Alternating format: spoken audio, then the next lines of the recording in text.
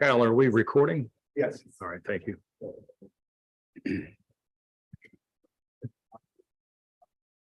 Good evening, everyone. It is July 24th, 2023, and the City Council work session for the City of Bel Air Beach will now come to order. Let's rise and do the Pledge of Allegiance.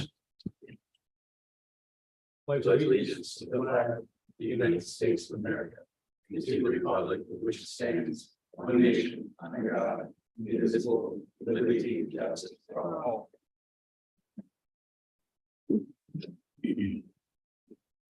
Patty, would you please call the roll? Councilmember Belinda Livingstone. Here. Councilmember Leslie Notero. Here. Councilmember Lloyd Roberts. Present. Councilmember Mike Zabel. Here. Vice Mayor Jody Shirley. Here. Mayor Dave Gaddis. Here. City Manager Kyle Reefler. Here. City Attorney Randy Mora. Present. And Councilmember Frank Bankert was unable to attend. Thank you very much, Patty. We have, it looks like we have six genuine agenda items tonight. However, due to recent events, especially on social media, a lot of confusion, disinformation concerning the whole proposal of possibly purchasing a boat. City Manager Reefler has asked me to add an agenda item so he can further present his case as to what he plans on doing with this boat and the size, the cost, things like that. So we're gonna amend the agenda to be item 0 for discussion of the boat purchase.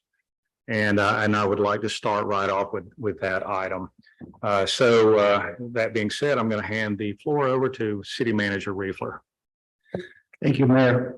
I'd just like to go back over the timeline of events with the proposal of the boat and go over some of the facts and uses and just cover all the information where it's at right now.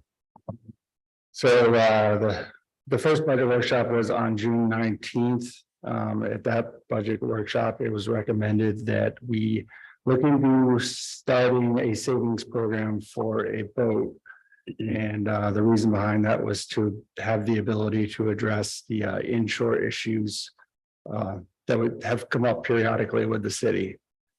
So after that budget workshop, I did some research and found some existing government contracts and realized that for our use in a shallower inshore environment, it seemed that the RIB rib boat would be the ideal boat that most other agencies tend to use for the purposes, and that stands for a rigid inflatable boat.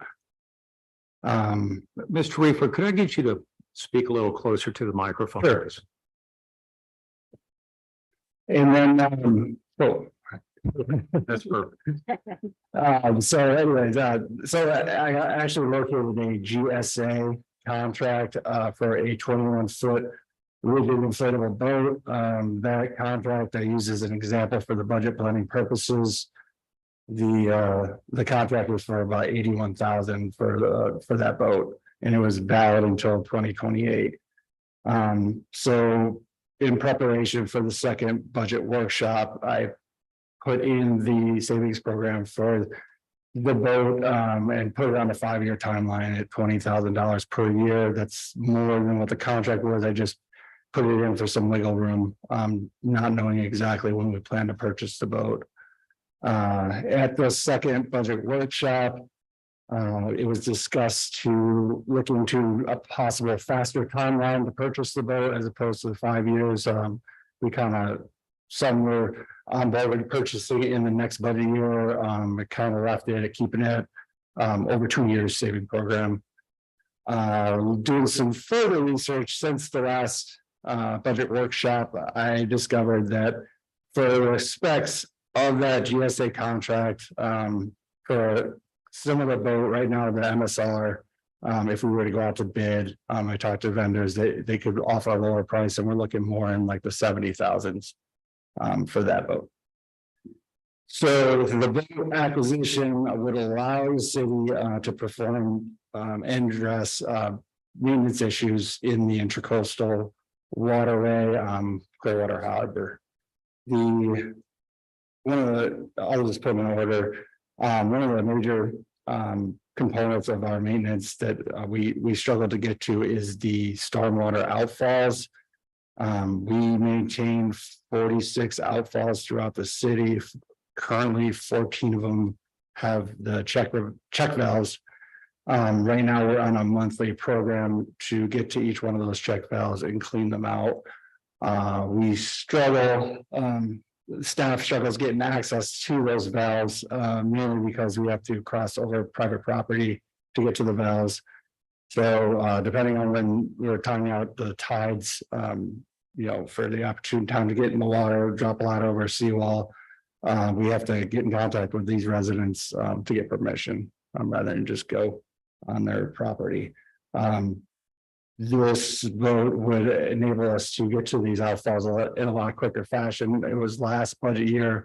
I purchased a small John boat, which is it was about $600. We've been using that as a last resort when we can't get on the private property to get to the outfalls. It's not exactly the best, but it provides us an option because we have only a saltwater trolling motor to use to get to these outfalls, and you have to travel a decent distance from where you can actually put the boat in, and that's only a battery powered motor.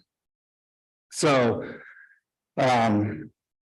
increasing accessibility, and also we have several the outfalls that do not have the check valves on them. They have oyster barnacle buildup in them.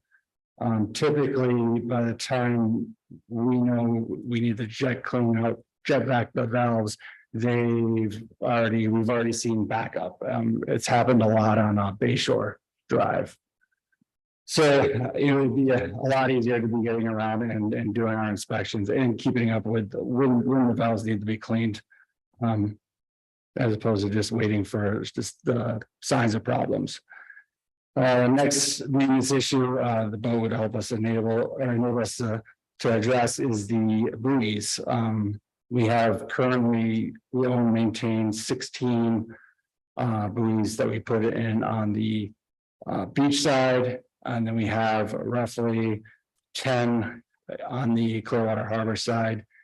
The buoys need to be replaced. They eventually break from the tie line, which is down to the anchor, but oftentimes the buoys experience issues before you need to replace the whole components, like the line down and the anchor system. A lot of times, I don't know if it's vessels that are colliding with these buoys, but they break down and they have trouble staying buoyant. Currently, on the Clearwater Harbor side, we put in 7, and it was less than a year ago. It was last fall. I think we got them in, and they're already experiencing issues. And a lot of times, you have to hire divers to re-rig the whole system. But if you have just an issue with a buoy itself, that's something that we could just pull up and switch out before the actual anchor line goes. Another maintenance issue that we're facing right now is the signage for the slow speed zones on the pilings. Those exist predominantly on the south side of the city, but I purchased 8 new low speed signs to be replaced. It was at a request of residents who live on the water. What I told them was that I would replace these signs. The last time I replaced the signs, it was actually a resident who asked to have them replaced and offered. They took me out on their boat to do that. I told the resident who was leading the request that I would purchase the signs. I let them know when we had them, but I'd still have to coordinate a time with somebody with a boat to get out and change them out. Another use for the boat would be the dock and seawall inspections. The docks and lifts are frequently failing throughout the city. And by the time we're made aware of them, it's usually been at least a month, and there's debris in the water. This is something, especially with the docks, that we could keep up with by, visible signs of, falling apart, being poorly maintained before they get to the point where, we get some high winds or wave action to push them over the limit. On another note, with the seawalls, we have had some seawalls were brought up, I think in council meetings 3 to 4 years ago, we actually had a seawall on Bay Shore give way and just collapse. Part of that backyard just went in the water. I mean, that's not a good thing. I'm sure upon inspection, there were very obvious signs that seawall was going to fail. The idea would be for staff to monitor this. I'm not saying that we have an engineer on board, but we would be able to identify obvious signs of concern for seawalls, be able to take pictures and relay that to the city engineer for opinions. Another thing we could do with the boat would be the South Island, which is clear back there from City Hall. It attracts a lot of people on the weekends. That has accumulated tables, chairs, and a lot of garbage. There's been fires out there from what are people, I don't know if they're cooking or if they did it on purpose, but we've actually had tables start on fire on the island. There's also, you've seen the American flag and some other flags from time to time. That it's some sort of hard to describe makeshift flagpole they've erected on the island. Every once in a while, the American flag is great, but we do get political flags out there. I tried to address it one time, and it didn't come back, but it was not easy to do. I got myself pretty wet in the process of trying to hop off the deputy's boat to get to the island and take the flag down. That's something that I think if we did have a boat, we could consider actually, because it is our jurisdiction, putting up a real flagpole and flying an American flag, and and keeping what belongs out there and what doesn't out off the island. Another thing would be that debris in the water. A lot of times, like I said, when the docks fail, or sometimes this contractor is not doing what they're supposed to. We've had 20+ foot pilings floating around the water. People see them, immediately call us concerned that it's going to collide with their boat or their dock, and our answer is, well, we really don't have a way to address that. If it comes in to an inlet channel area, which we had last winter, we can get close enough to get in the water and actually tow it over and hoist it out. But again, it's difficult, and we've had trees that were down and off bridges that were just, we didn't have any means of pulling those out of the water. Another issue we have is red tide. We get out there on the beach side and pick up all the fish that are on the beach. It's not only the beach where those fish wash up; they wash up all in between the Clearwater Harbor channels, and they don't come right up within reach. They kind of just float around and smell, and people tell us that they're out there. And again, not much we can do. We try to reach them with skim nets, but if we had a boat that we could also take it out and provide a quicker cleanup for the residents. Another form of debris is the sunken debris that's out there. We've had people hit sunken concrete forming sort of shoals, and they've lost their lower units on their motors. If in the very least we could locate these, we could mark them so that there was something to show that there was a hazard, but we also would be able to take a pump out that we would probably jet them deeper into the bed of the underwater, so it's not as easy or as much of an obstacle. And then it's come up from time to time, we have these derelict vessels, anchored out there. The sheriff, does their best at reporting, stickering them, but we also could monitor that, so we could have a little share in trying to keep derelict vessels that are not navigable and just floating around, like the sailboat that came loose and floated into the bridge. Try to stop that before it happens. The proposed usage in my mind would be two biweekly patrols per month to address these issues, but those would be routine, and then there would be maintenance projects, depending on whether we're working on buoys or cleaning stormwater valves or outfalls. I have done some research into the boat club and rental options that was brought up at the last budget workshop. Just to run through some things for the now I'm trying to remember the USA Boat Club. Freedom, yes. There's a startup fee. The program that we would probably be interested in is the Monday through Friday program. The startup fee would be $3,000, and the fee on a monthly basis would be $349.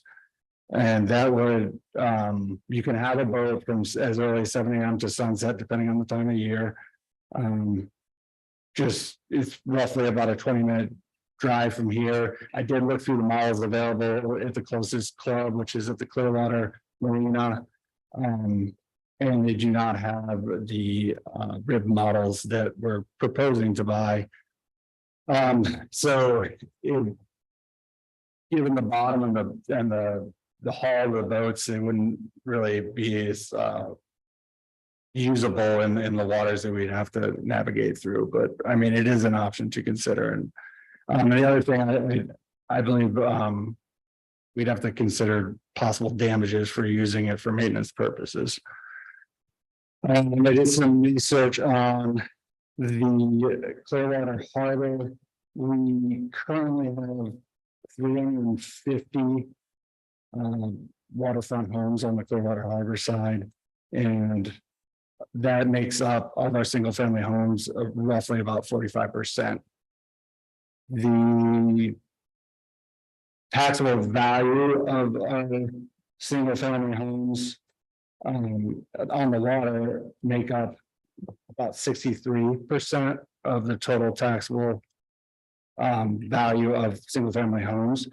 They make up about 44% of the total city taxable value, and of the total homesteaded taxable value homes, the waterfront homes actually make up 64%. So it is almost half the single family homes, half the population, you might say, that is living on the water, if you count just the homes, or not the condominiums.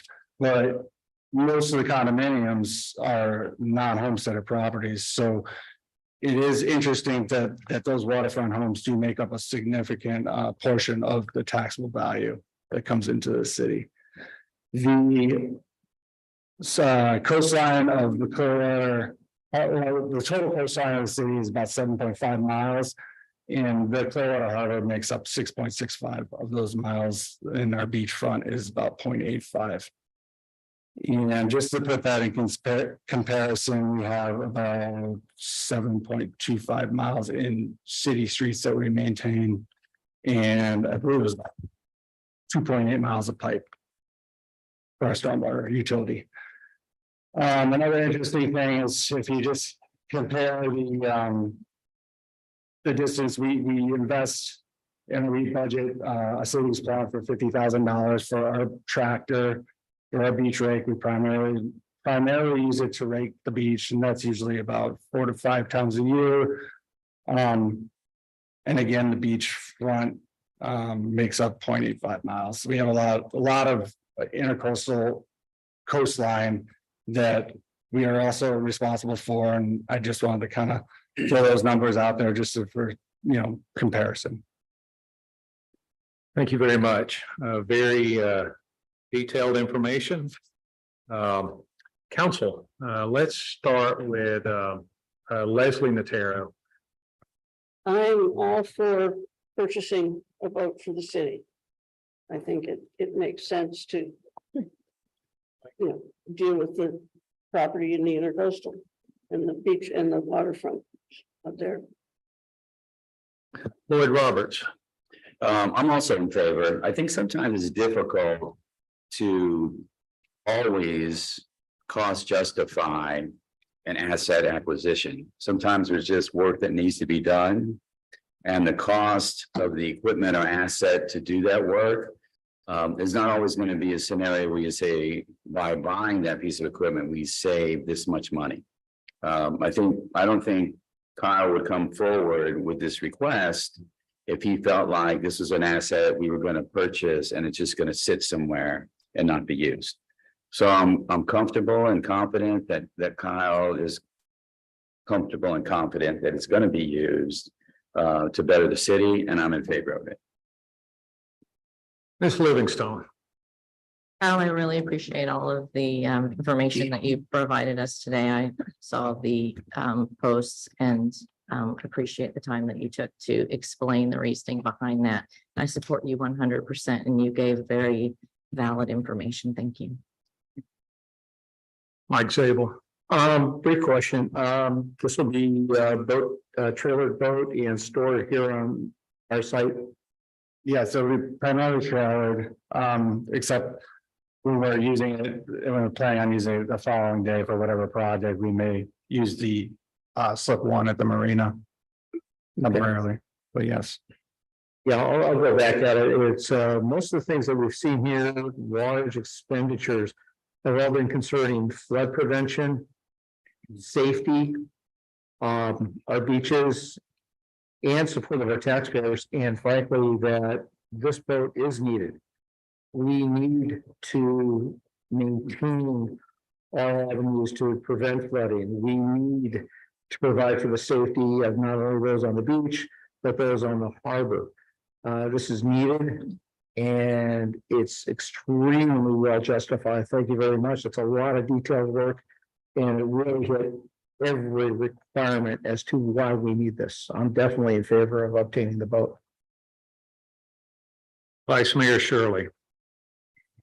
So I agree. I'm very much in favor of it. I think I initiated the savings and then I came back to you, Kyle, and said, I don't think we should save this over the next 5 years. I think we should buy it this budget cycle, especially after having conversation with some residents and so forth. I have been one of the residents that has lent my boat to the city on a couple of occasions. We've talked about for many, many years how we can't maintain the waterways, we can't maintain the things that we need to do. We are on a barrier island and we have to maintain those waterfront areas. And so many times there's the reason city can't do anything because they don't have a vessel to take care of the problem.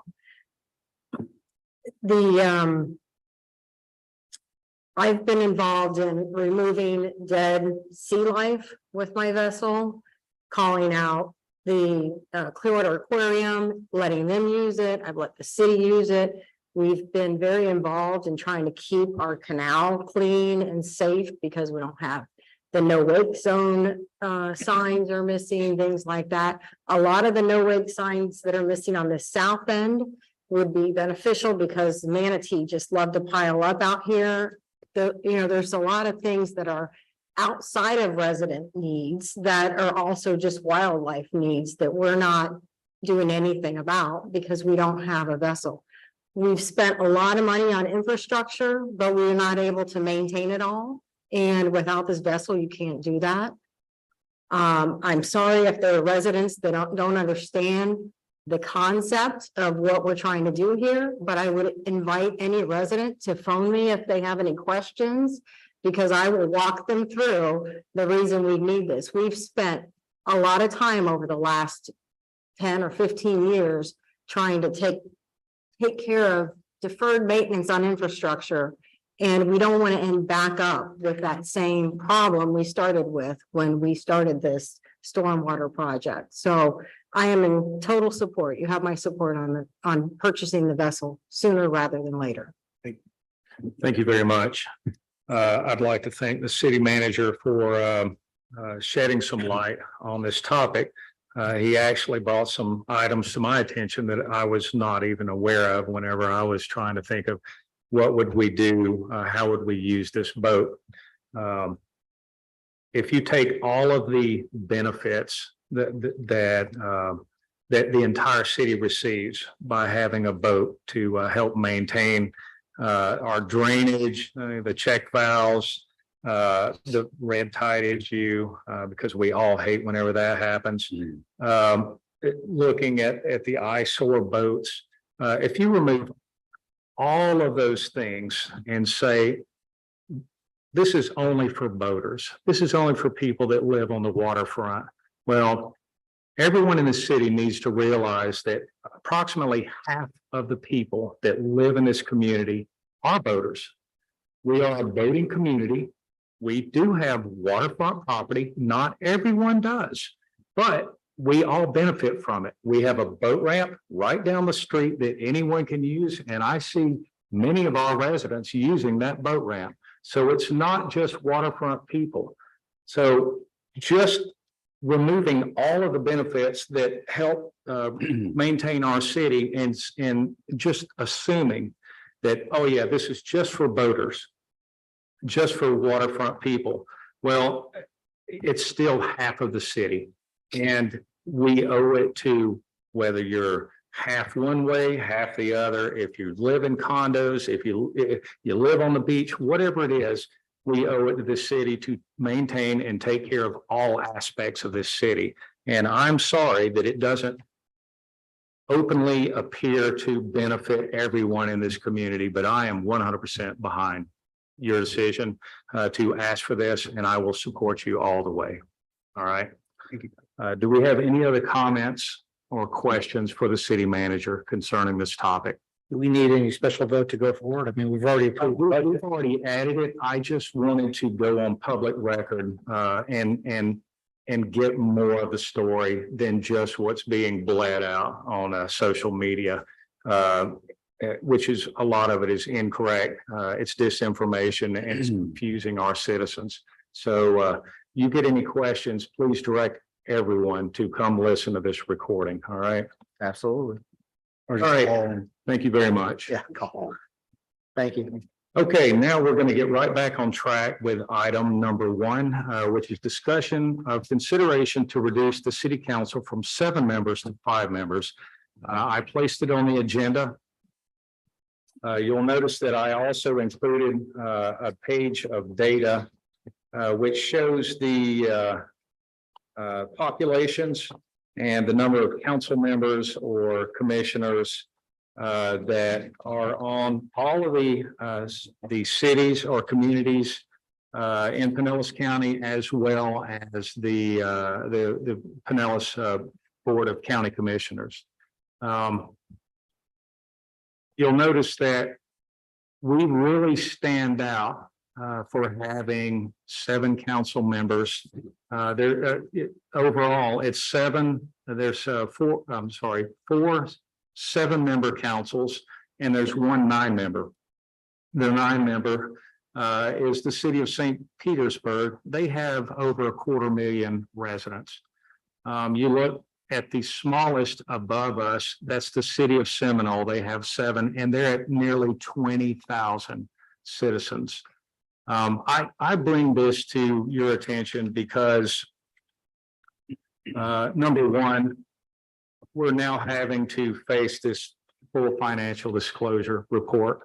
And I know that some people are not going to have any interest in running again. I'm very proud of this council, and I think that this is a great group of people, and I appreciate all of your hard work, but I also understand why you may not want to run again. Whenever you're in some form of government and you're not having to answer questions to your next door neighbor because you're discussing matters that they have little concern about. it's probably not as big of a deal. So the people in Tallahassee can make rules like this, and it really has no impact on them because they were already doing it. Whenever you get down on the municipal level, we're a little more of an intimate environment. You know your neighbors, but you don't know all your neighbors' business. And this is just another tool, I believe, to disenfranchise us from wanting to participate in municipal government. The last thing that I would ever want is for us to have, or this community to have, a council that elected 7 members because they didn't have a choice. Because there were 7 people out there, and that was at any given time right now, it's 4 or 3, depending upon which election. You may have one good candidate you like, and there's 3 more and you don't know anything about them, but you have no choice. You have to vote for them. And that's the last thing that I would ever want for our community. I only want what's best for our community. That means we need enough candidates to where we actually have a real election instead of just, there you go. There's the 4 people that stepped up. I hope they do us right. I believe that our community deserves a choice. By eliminating 2 council members, that's going to tighten it up a little bit. And I believe that it will, overall, it will streamline the meetings. We won't get caught up in sometimes needless discussions where people are just wasting our time. I think that we can reach a consensus easier. I think it's easier to have a conversation and reach a consensus whenever it's a smaller group. No, not everybody's always going to agree, but whenever you look at all of these communities all over Pinellas County, they all seem to agree with me that 5 members is way better to work with than 7 or 9 on a small scale, such as our city is. So that's why I'm proposing that we seriously consider reducing the number of council members. And now I will open up the floor for discussion. Lloyd, I'd like to hear your opinion on that. Thank you. I agree 100%. I've tried to think through why I could support 7 over 5, and I cannot think of any legitimate reasons to do so.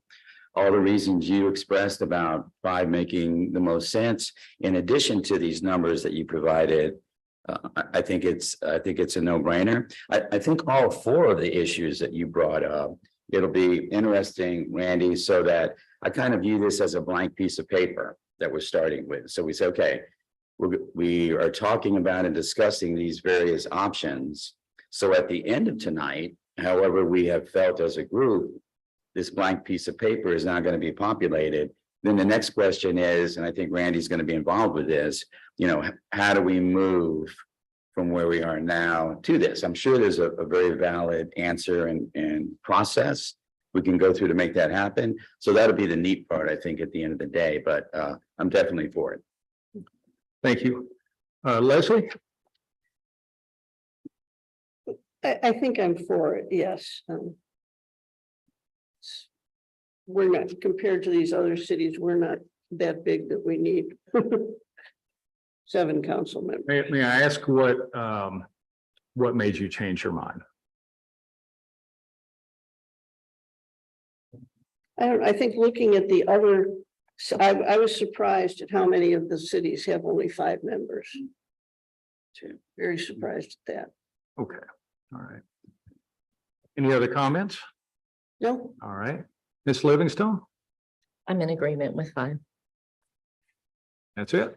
That's it. Given the data, I was in agreement prior, because we're such a small city. I think 5 is a good number, but given the data, it speaks for itself. So. Mike Zabel.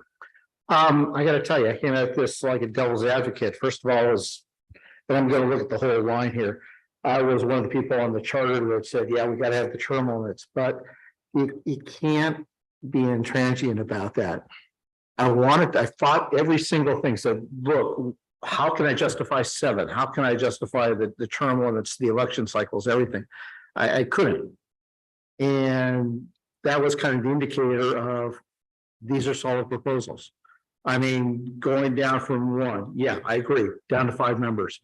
Places us in cities basically from us to much larger cities. I agree moving to 4 years for the terms. I agree with the term limits from 2 to 3. And foremost, aligning the election cycles. Dave, you nailed it here. I mean, I'm totally agreement with it. You put it forward really concisely. And frankly, we have to deal with changing infrastructure of what Tallahassee's doing. We have to maintain home rule. And you've piloted us in a way that we could still maintain home rule, yet still have vibrant elections, a vibrant community. So well done. I agree with you. Thank you. Vice Mayor Shirley. Well, since Mike just moved the meeting along.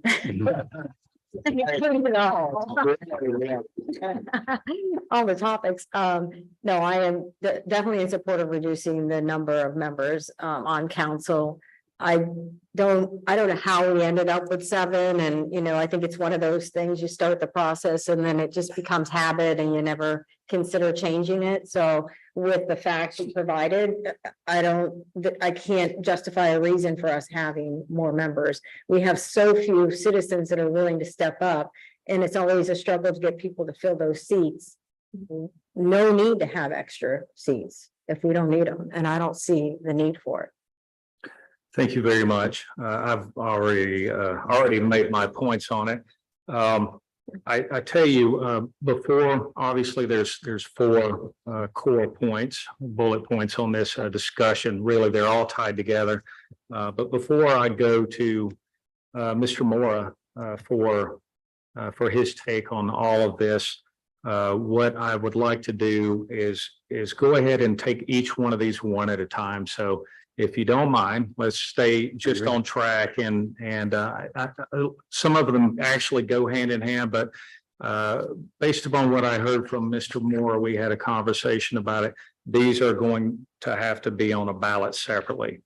If we actually have citizen support and decide to actually take this to an election. So let's move on to item number 2, and that's discussion of consideration of extending council member terms from 3 to 4 years, again, by me. And my reasoning for this, I think all of you have heard it over and over about how we have very little clout in the county. We have friends in the county, but as far as having long-term relationships, it just we need more time. Not only that, but this one is actually kind of a spin-off of item 4, which is to align the elections. And it's the only way you can do it. You can't align the elections without doing the 4 years. But I think that 3 years is if we have good candidates, 3 years is not enough time for good candidates. I would give anything to have this council as is for a total of 4 years, but we know it doesn't work that way. But just think about how much progress we've made, and how well we're able to get along. We have civil conversations, and even whenever we strongly disagree, we're able to work through it and reach a consensus so that whenever our regular meeting occurs, where we vote together, even though we, occasionally we'll have one that's, 1 or 2 that's one way or the other. For the most part, we already know how we're voting whenever we get there. And that's the way a good council is supposed to work. So that being said, let's move right on over. I'm going to go this way this time. Let's start with Vice Mayor Shirley. So we were discussing extending the term from 3 years to 4 years. Correct. I am support of that. Okay. Mike Zabel, I am in support of that. Ms. Livingstone, I'm in support. Ms. Notaro, Yes. Mr. Roberts. I am as well. I mean, and you already talked about the link between 2 and 4, because obviously if you have 3 years, that's an odd number. You can't combine that with the even numbers of the midterm and the general. So it's the only way to do both of those. Makes sense. All right. Thank you very much. Now we'll just move right on over to item number 3, which is this one's a little tougher. It's discussing increasing term limits from 2 terms to 3 terms. Again, this goes right back to building those relationships. I've seen that it's kind of scattered all over the place. There's 2-year terms, 3-year terms, 4-year terms. But because of where we're trying to go, I think that we still run into issues by the time you get, let's just say on the Big C or you get on the Suncoast League of Cities and you start representing yourself. If you're usually you're going to be in your 2nd term. I think the city is pretty much learned, let's not elect a mayor without learning who that person is. So the 1st term, you're here, you're building relationships in the community. The 2nd term, you go out and you're on these mayor councils and you're representing our city on a bigger scale. And now you start building relationships there. Well, that 3rd term is what's missing from actually getting the job done to where you can now you have pull in the community and you have people that are more willing to work with you because now they know you and they have respect for you and they're in the same boat you are. We're all trying to accomplish something and the way you do that is you have great relationships. So I'm going to start with Ms. Livingstone this time on item number 3. I'm in agreement. A woman of few words today. Mike Zabel. Okay, during the elections, just about, well, a few of us were all accused of using this as a stepping stone to county, to state, to federal, whatever elections. And that can be far from the truth. What this does is it enables the sitting council and mayor to actively work to protect the citizens by working locally. None of us here are running for state council, nothing. We just want to protect the community. And this is really the best way. And again, I told you, I only wanted the 2-year and I'm voting for that. But with the changing conditions, I now believe that this is the best way to adequately and proactively protect our citizens and further their cause, you know, like I said, the Big C or to the county. So again, well done. I'm definitely in favor of this. Thank you, Mr. Zabel. Vice Mayor Shirley. This one I'm not in favor of because it can give someone a 12-year span on council, which is what we were hoping to get away with by putting the term limit in place. So if we extend the term from 3 to 4 years, then it just puts someone in that seat too long, in my opinion. So I would not be in support of it. All right, I will withhold my comment, but I will come back to I you. understand why you're asking, but I just, anyway. Mr. Roberts. I'm in agreement and obviously, even though we're saying we want to increase it to 3 terms, in this case, ideally 3 4-year terms, the individuals still have to run for election. They Correct. still have to be voted back in. So if they're not doing a good job, I would like to believe that the citizens of our city would take care of that issue. That's just my opinion on it. There was a time in the city when no one stepped up to run for those open seats. So I'll just, I Say get it. you. So, right, Well, yeah. that's, yeah. And your comment to Miss Livingstone, I'm sure you know her husband, which is why I do a know. lady Graham. of few words. There's only some. Yeah. I hope he's not listening. He is, I'm sure. Sure, yeah. Leslie. I agree with Vice Mayor Shirley about increasing the length of the terms and increasing the term limits together at the same time. You know, I go for one or the other, but not both. All right, thank you. So my justification for this is twofold. Obviously, extending the term from 2 to 3. I think that that's a requirement to continue building the relationships outside of our community. I know that for a while, we actually were just sort of here and really didn't have much of a relationship. I'm not saying we didn't have relationships, but even today, as hard as I'm trying, there's many times where I feel like I'm just beating my head against the wall, but someone who's been in an additional term is serving their second term as mayor. They actually seem to get more of a voice.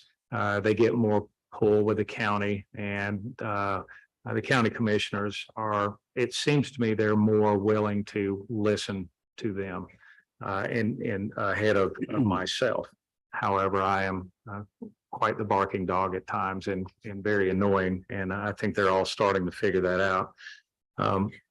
So being forthcoming, yes, you're right. This would take us from a total possible total from 6 years in office to a total of 12. It's all possible. Again, I'm worried about the number of candidates that we have. If we were staying at a 7 council and open the door for 12 years, I would be very worried. But I think that by reducing, you take away some and then you give some, and I think that, in my opinion, it would be the best mix for our community. But if it actually makes it to an election, I guess the citizens will decide one way or the other, and that's why Randy said that these would need to be separate issues. Mr. Roberts. Yes, so Jody, I do understand the direction you're coming from. So, but if, as Dave said, if we go from 7 to 5, so the elections every 2 years would be 3 people and then 2 people if we go to the 5. Correct. So, gosh, I'd like to believe if, let's say we go to the 3-person election and there's somebody in there that's not doing the job properly, that we could find, the city would have at least 1 person or 2 people that would step up, you know, at that point.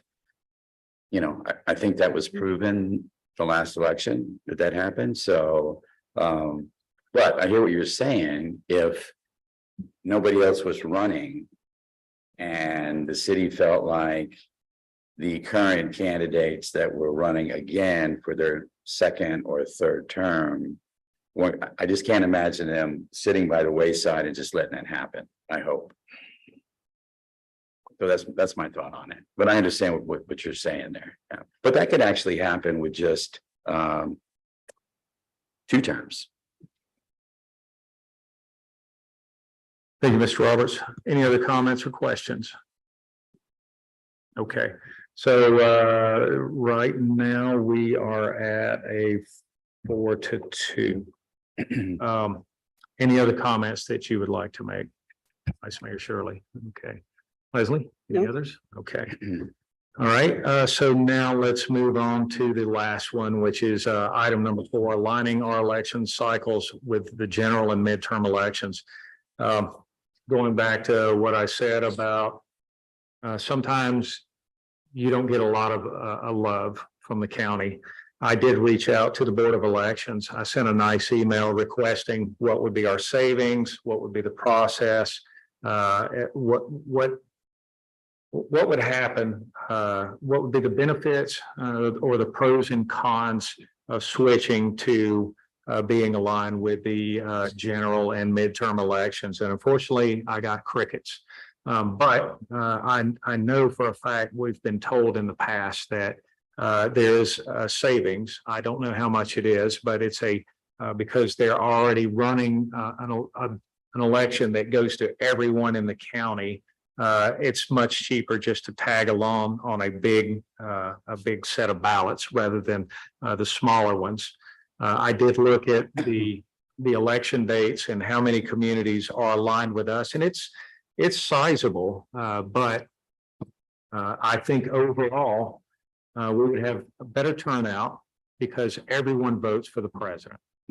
And if it's heated, it doesn't go well, and the midterms roll around, everybody still goes to the polls and they vote. So I think that we're going to have the best turnout if we align our elections with the general and midterms. And then that goes back to the 4 years. It would just simplify things for us. So I'm open to comments. I'll just, anyone raise your hand if you'd like to speak on that one. This sort of becomes a, shall I say, a dead issue if we don't go from the 3 years to 4 years, right? That's correct. It's out of the question if you don't change to 4 years. Okay. Yeah, I think it absolutely makes sense. My only question would be logistically, as an example, so we have in March an election coming up, correct? Okay, so changing the charter, we would have to have these items during that election, correct? That election or a following election. Okay. Again, we're opening the discussion and having a debate on it. And then I would still encourage everyone, if we decided to move forward on any one or all 4 of these items, to reach out to your constituents and see how they feel about it. So far, I've had very positive feedback concerning this matter. They see the writing on the wall with what Tallahassee's doing to us, and they think that we'll be able to defend ourselves better if we continue moving in this direction.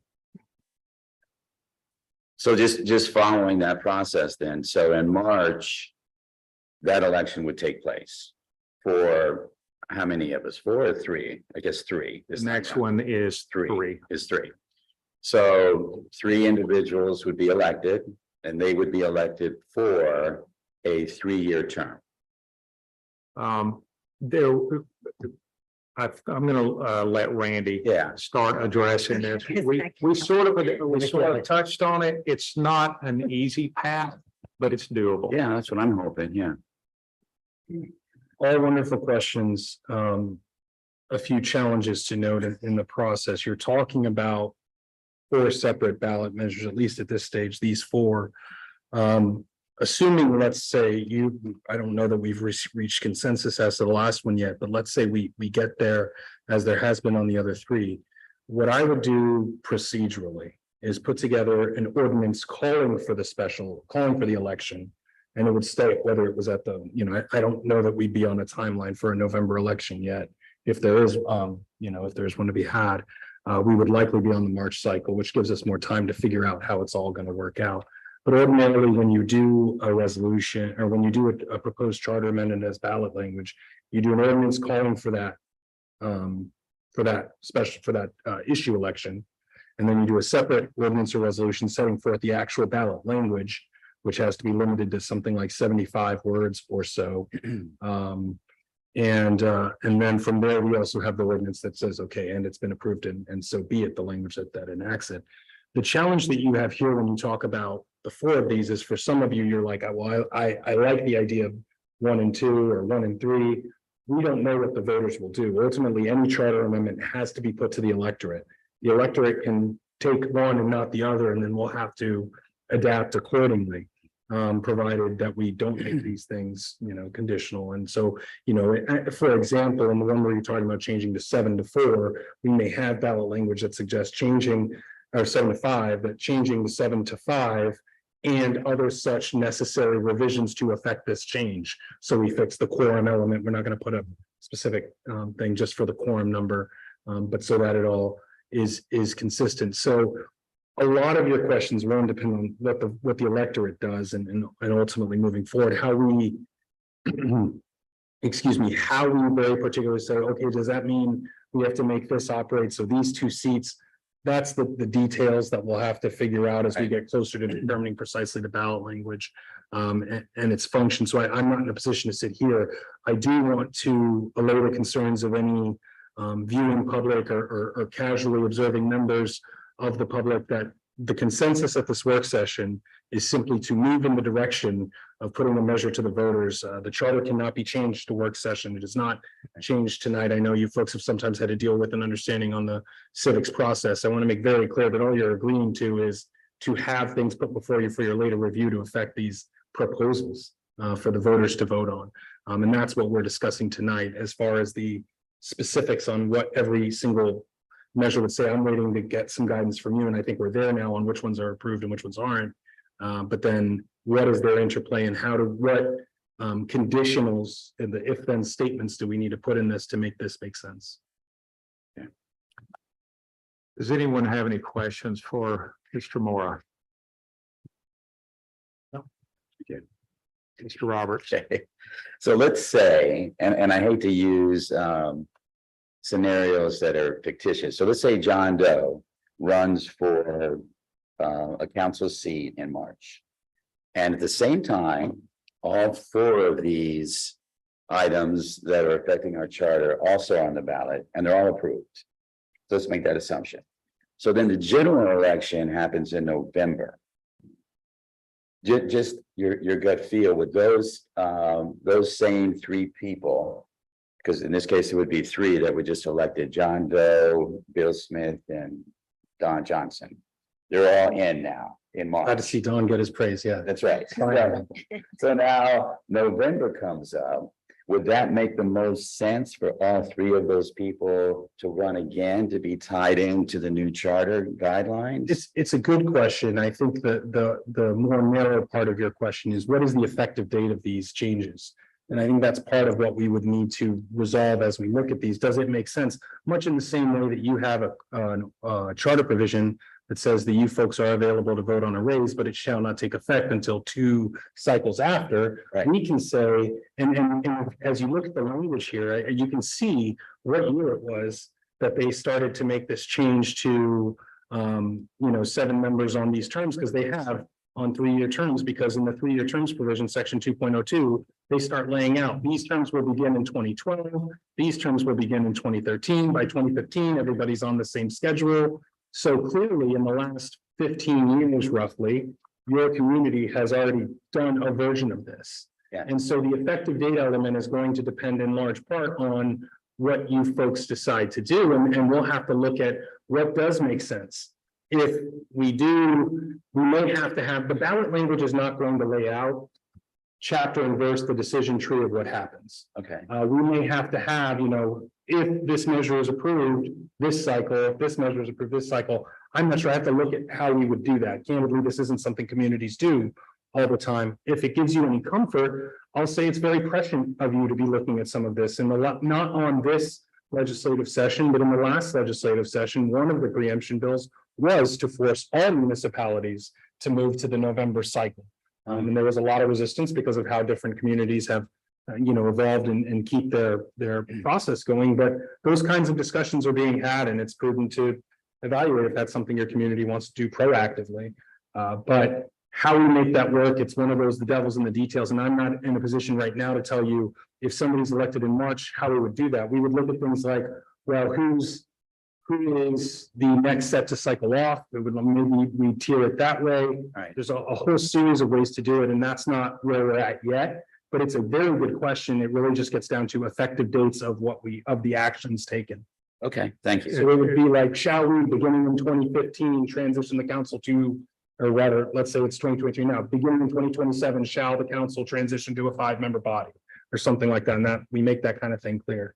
And just to add on what Mr. Moore just stated or told or just said, is that it could very well be that the last council on the 7-member council, they may their term may be a little bit longer than what it would originally have been, or it could be that on whichever cycle it is that it falls on, they could be a little bit shorter.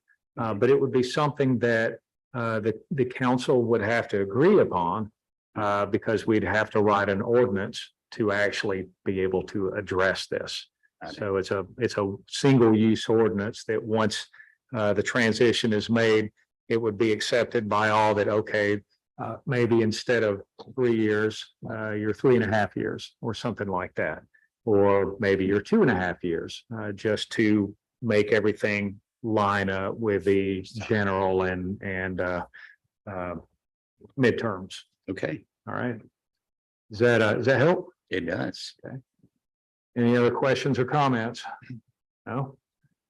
All right.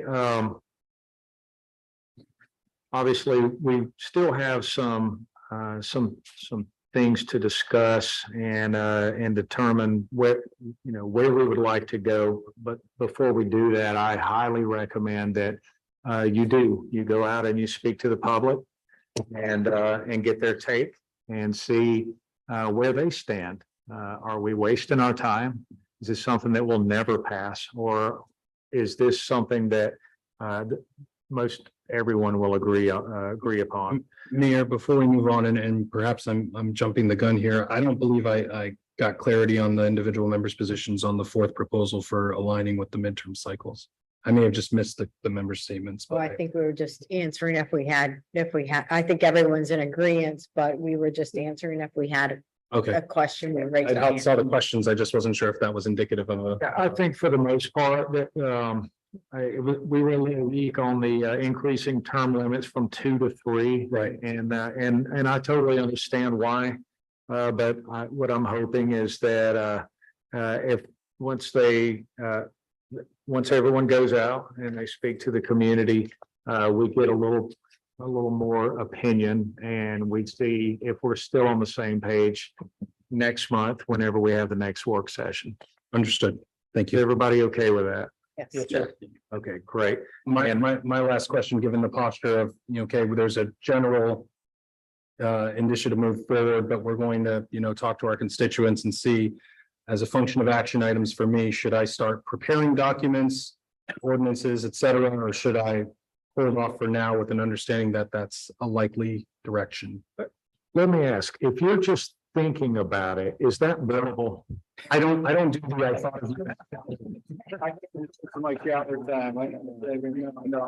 that's not. If I lose a whole night's sleep, maybe, no. I'm talking about if you actually want me to put keystroke to computer, pen to paper, yet, where if it's give us a little more time, we think we're there, but we're not sure. I wasn't. I think for the most part, the council is on board with this. Okay. I'll just ask the council, what is everyone I think? think we should move forward with ordinances, given the amount of time some council members have remaining. And it's something that's high on the priority list to move forward. So I think we should move forward. So we're not Yeah. wasting time. And that gives us more time to say, this is what it looks like. We don't like this, we do like that. So Right. I have no problem doing it. I just want to make sure I'm not doing work that you don't want yet. Okay, well, in that case, what might not be a bad idea is beyond what we've written right here. Maybe some sort of a pathway. How do we get from here to where we'd like to go to? Something I don't want you to spend a lot of money on it, but something brief that we can actually show the community, hey, this is kind of where we're going right here, and what's your thoughts? I think that would be very helpful. I can do that. I can do a sort of a white paper summary of it, though.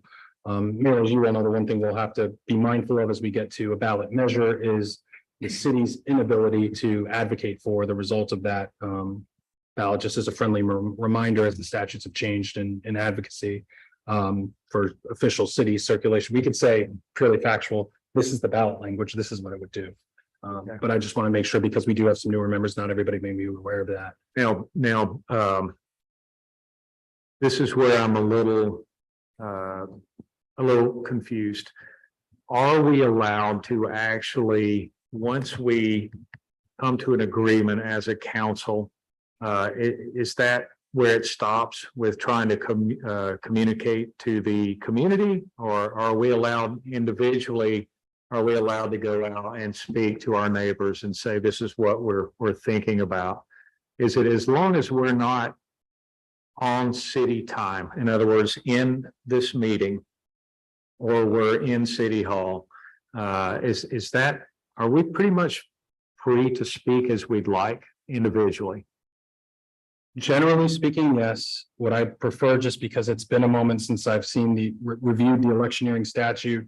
I was very familiar once it was adopted in 2022. I want to revisit it on what that looks like. I can tell you electioneering communications are, defined by statute, and it goes into limiting what that looks like and can't. I just want to make sure I will provide you folks supplemental guidance on where that line is. I think that will be a critical part of this process as well. All right, I appreciate it. Mr. Roberts, you had a comment or a Yeah, question? just a quickie on page 202 of the document that Randy provided for us, where it says discussion of increasing term limits from 2 terms to 3 terms. That highlighted area at the bottom, I've actually read this before, and the same thought always comes up. I think based on the language, I know the answer, but I just wanted to clarify it. It says council members, including the mayor, shall be prohibited from holding office for more than 2 consecutive terms. Without any additional language there, that kind of tells me somebody could go 2 consecutive, take a break, come back to 2 consecutive. Is that what the intent was? Yes. It actually The was. charter, yeah. Okay. was. All right. And the reason why that came up was that you're forced to take a year off. Right. And the next election, you could now get on the odd cycle if you wanted to come back. Okay. Okay, but you're required to at least take 1 year off, and then the citizens decide whether they want you back or not. Correct. Correct. Okay, that makes sense. That makes sense. Any other questions or comments? No, all right. Mr. Moore, I appreciate all your help, and council, I appreciate you giving me time to run through this. All right, now we are on to item number 5, which is discussion of marina rental policies. This is placed on the agenda by Council Member Zabel. Mr. Zabel, you have the floor. Okay, thank you. My task basically was response to the mayor, was to use the mayor's outline regarding using 3 size zones, basically large, medium, small. And factor that into working a waiting list for the marina that could address individual boats in those areas, trying to balance fairly in the interest of resident owners, non-resident owners, residents, et cetera, trying to balance it throughout the community. I sent this out about a month ago. I haven't any updates to this. I just want to know if you have any updates. I mean, I'm free for updates. You want changes, et cetera. I would be willing to just let you go through. It's not a very long policy. No. And it's relatively early. I have no problem with you just going line for line right through it. And explaining what the changes are and if we have any questions on each one. Absolutely. Obviously, we'll hit the first one's dated issue effective date. Those are purely administrative. What we wanted to do was provide a procedure to address the marina waiting list and how to do this fairly. Background, we maintain the waiting list for 18 boat slips, widths of 9, 8 to 19 feet, and lengths from 24 to 50. And that provided the basis for the 3 zones, the large, medium, and small.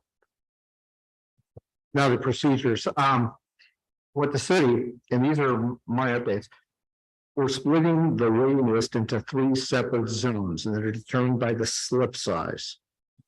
A person desiring a slip will make the decision as to which zone the boat fits and places themselves on the list. That allows you, if you own a boat, you can say, I want the 19-foot boat slip. So I put my name there. I can't put it on small or large. I just got it on the medium there. But it also allows the person with no boat to go, large, medium, or small.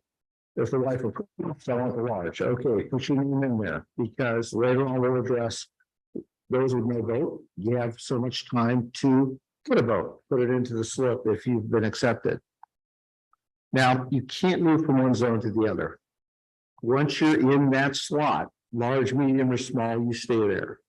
That allows others to populate the waiting list for, say, medium and small. We don't want one person taking up 3 slots. That could be a little bit wasteful of the time, and it works against other citizens that are just like you. Again, trying to be balanced. Now, the list here, the B. If you're renting a slip at the city, you have to fill out the marina wait list form. Obviously, the list form is not on the list on this, but details with obviously your address, phone number, contact information, whether or not you have a boat, what size is the boat? What size of slip are you going to be requesting? Again, which of these three, large, medium, and small, are you intending to place yourself in? Now, like today, we'll have, over to C on page 2. By December 31st, we're going to go through the, confirmation of interest. We want to make sure that this list is current and updated. We want to make sure that we're going to send you a letter saying, hey, you still interested? You still want that large? If you've maybe changed your mind, well, you can remove your name from that list. You haven't gotten it yet. Maybe move it up to another list, but again, you're going to be at the bottom. You may have been number 2 large, but now you change your mind, you're going to go to the bottom of the following list. It allows people not to really be bypassed. Now we get into a little bit of the detail here. You have to, and I addressed it before about you put your name on the list without having a vote. You're agreeing by signing over the documents that you are able to obtain a compliant vote within 90 days of accepting the offer of a slip. So day 1, I get the phone call. I had placed myself on the smaller list, thinking that's all I'm going to get rid of. But in the meantime, my aunts died and left me considerable money with the large. Well, you can't do that. You're on the waiting list for small. You can't move around. So you're going to have to obtain that vote to fit into that small slip that your name was in. Well, you already have your vote. Fine, move around and complete the transaction with City Hall. I have a comment on this. Yes, go ahead, Mr. Roberts. I was going to ask the question. So what would be the downside of not having to state at the beginning what size boat you're going to have if you don't have a boat at all?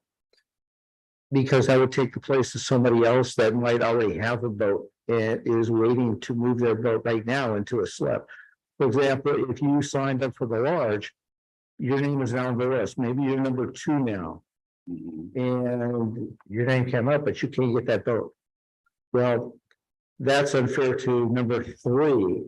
So we have to move number 3 out. You're pulled off the list because you have decided not to accept that vote. That's where you really have to narrow just one of those lists down. There's some people, in fact, most of the people that'll be on this list will already have votes. And that's an assumption I made in trying to construct this. Yeah, I'm just thinking. I don't. Yeah, think outside the I'm box. just- You don't need to say. If I don't own a boat. Yeah, but you've already got your eye on something. And you contact me and say, well, we have an opening. Just based on where I am in the list. And it's for a slip of this size, so therefore you have to have a boat of this size. Well, you're already on the list at that. You've already picked one of those 3. What I'm saying, if we didn't do that. You're not on the list then. You gotta pick out, you gotta pick one I'm of saying the if 3. we don't approach it that way of requiring somebody to pick a size. If we didn't do that, if it's just a list of people that are whatever the order is. And then we're giving them the flexibility of choosing a boat. I mean, even if they had a boat already, they might even have a small boat, but now they're next up on the list. And they may say, well, I've got the small boat and your example of the rich aunt.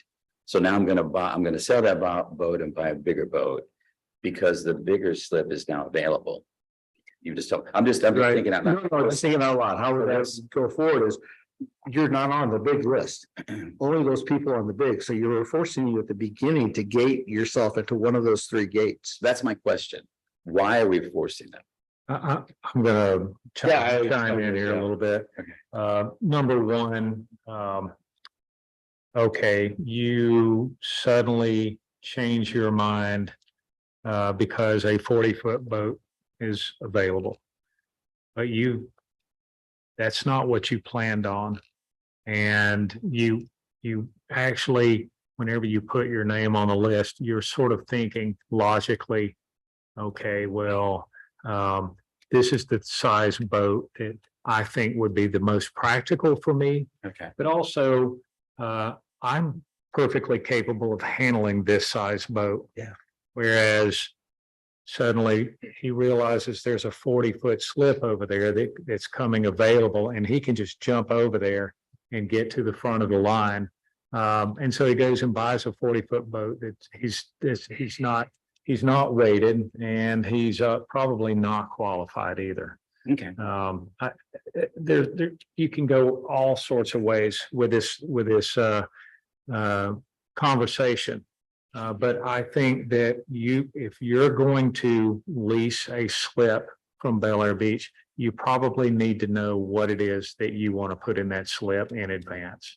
Okay. I think that's fair. And it also creates more opportunities for the residents, because now we've got 3 lists instead of just 1 list. Mhm. But everyone's going to have their own opinion. I just thought that was the most logical way to do it. Okay. Yeah. And like you mentioned earlier, you said you're assuming that most of the citizens already have a boat. Probably a small percentage of the people that are signing up. I'm assuming most on that list have a boat, yeah. And I will almost challenge you on that. Mhm. I'm not going to challenge you on that, but I'm very close. I'm right. And I'll tell you why. There are people that don't have boats in Bel Air Beach because they have nowhere to put it. And they don't want to go down there and put it in the high and dry. And so they don't have a boat. But if a slip came open, then they're going to want one really bad. Yeah, but we hit you right there. We already put that into the wording where to sign up for those, you don't need a boat. Yep. I was just making an offhand remark. I mean, I guess most of the people on the list have boats, but yeah, you're totally able. You just have 90 days by which to put a boat that matches that large, medium, small into that slip. Okay, and I'm also going to challenge you on the 90 days. And the reason why is the bigger the boat, the harder it is to find one. You can find big boats, but to find the one that you want, You still got to run it past the marine surveyor, there's a lot involved. And that's why I was actually okay with the 6 month to give somebody time. If you wanted to buy a boat in Mississippi, it's a big deal to get that thing here. But sometimes that's where the good boats are at. Instead of just here, I'm just saying, we accommodate big boats. That's up to the council. And so I was okay with 180 days just because of the fact that it may take you that long to find one. I think even with a little 24-foot fishing boat that we bought, it took us probably 4 months to actually decide on that boat. With the one that we have now, we ordered it. It took a year to get that thing. And so what I would have to do is, knowing that I had a boat coming and I had nowhere to put it, hope that it opened up and then put my name on the list, and I'm still gambling on the 6 months. So you want to move it to? I would say 180 days would be more realistic. Question. I know, can I ask You a get to couple pay of rent? questions? And can anyone? That time? You get to pay rent during that 180 was days? my- Yes, you would pay rent. Yeah, Okay. you did. Gonna pause it with this application they're submitting to get on the list. Off the hand, I don't know what's on the, I don't have the app in front of me.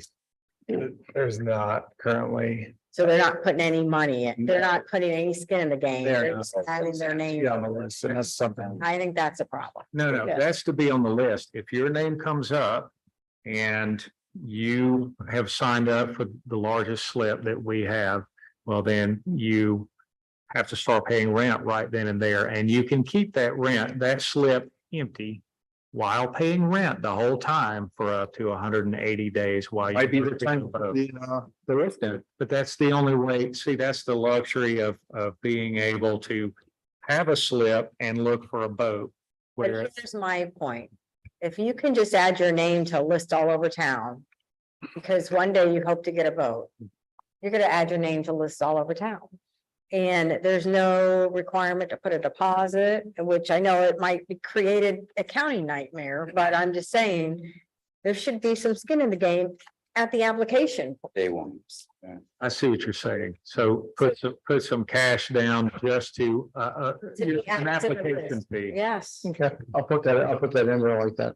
and then, yes, then once you accept the slip, you start paying. I'll pay them. Yeah. Yeah. Like I said, you pay the rent and it might be the time to put the vote with them. Hey, And I so the would vote's be, ready. you know, I know we're trying to make it black and white, but I agree with you. If someone doesn't have a boat, sometimes it might take a while to get one, but it's still, we're back to, now we've got a slip open, sitting empty for 6 months, and you got other residents that want a boat slip, so it creates this appearance as though we have open boat slip. So I would just be cautious about playing with that too much. I don't know. I don't know if you get into a review process, if it's a big boat or if it's, I don't know. I'm just saying, typically, if you have a 20-foot boat, you can go down to Yeah, Green Max and buy a 20-foot boat. right, exactly. Yeah. It's the bigger ones that are harder. It's the bigger ones. that- Because they're so expensive, right? I mean, they're all expensive, but I'm just saying they're very expensive and it's hard to find the right It's hard to opportunity. find the right combination. Yeah. I would be all for the deposit. Mm. However, I would, because we're trying to make sure that the marina accommodates our residents. I would be all for the deposit, provided that it's applied towards the first month's rent. Oh, yeah. Yeah, I mean, it's. I like your term earlier, the application fee. You called it application fee. Well, I don't. You can always Is charge the it place- for an Yeah, application. What happens if the person who's next up in line who paid that fee now says, never mind? You Give it back to them. they don't get it back. They don't get that. Oh, okay. Whenever if they're offered the slip and they Right. opt not to take it, then they would not receive their deposit back. Non-refundable deposit. However, if you sign up for the slip, that deposit's gonna go towards your first month. First month's rent. You can pull out prior to being offered the slip. And get your deposit. Once you're offered, that's it. Right. I gotta write that down. Hold on. I think that makes the most sense. Otherwise, you're back to Jody's concern, which is they're just gonna sign up. Yeah, and the list becomes useless. I mean, it They doesn't. get their deposit back. And if you're concerned with the length of time, maybe the smaller the boat, the less time. So maybe 90 days on the smaller ones and 180 or something like that on the large ones. Yeah. It's very difficult. We shot for a big boat for a while and never could actually reach a consensus in my household. The consensus being no. Okay, so let's say small, medium, 90 day, large, and again, I'm using these interchangeably with the large, 180 days. I would say so. I think that that's fair. Okay.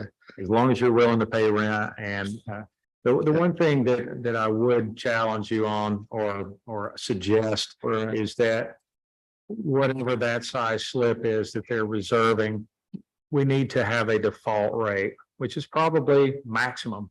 Yep. Whatever the maximum footage is for that slip, if you're going to have it empty for 6 months. That's the way I understood it. They're They're max. You're not gonna get a different rate to within the small category of anything from 1 foot to 20 foot.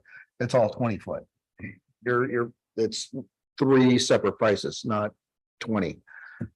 Or incremental by foot or square footage. It's 3 separate prices. That's the way I think we were planning. So Go ahead. the worst case scenario, so let's say it's the 90-day. Right. So they've been paying for 90 days. Their deposit went towards the first month. They're paying. They still couldn't get the boat. So then they get the bad news. You're out, That's what that's right? what I'm reading into this. Right. That's incentive. You come to Kyle and you beg and plead and say, I got the boat's being delivered like in 2 weeks. I got it in my index. My slip for the next month. I hear the engine is on a container on the water. It's coming. I want to get those Porsches that are at the bottom of the Atlantic right now. Does it make sense to do 90, 120, 180? For the small, medium. 90, 180. What is it again? 90 for small, medium, 90, and the large is 180 days. I mean, obviously, we gotta, I gotta redraft this, send it back out to you all, any changes, and then obviously then it goes forward. Into the count, then we start voting on it. But I'm trying to get all your inputs right now, yeah. Hey, bleed all over this thing. Okay, let's go into the selections now then. Now, this is where there's gonna be some differing viewpoints. Now. Beller, Hold on a second, Mr. Zabel. I'm gonna give you 5 minutes and then we'll take a break, all right? Just Let's give take a you- break giving right you now. a heads up. Yeah, I was gonna say, this is getting deep when you get into A. Yeah, let's take a break. All right. We don't want to get too far in the weeds here. All right, so let's take a break. Let's resume at 7. With the sand. All good? Yeah.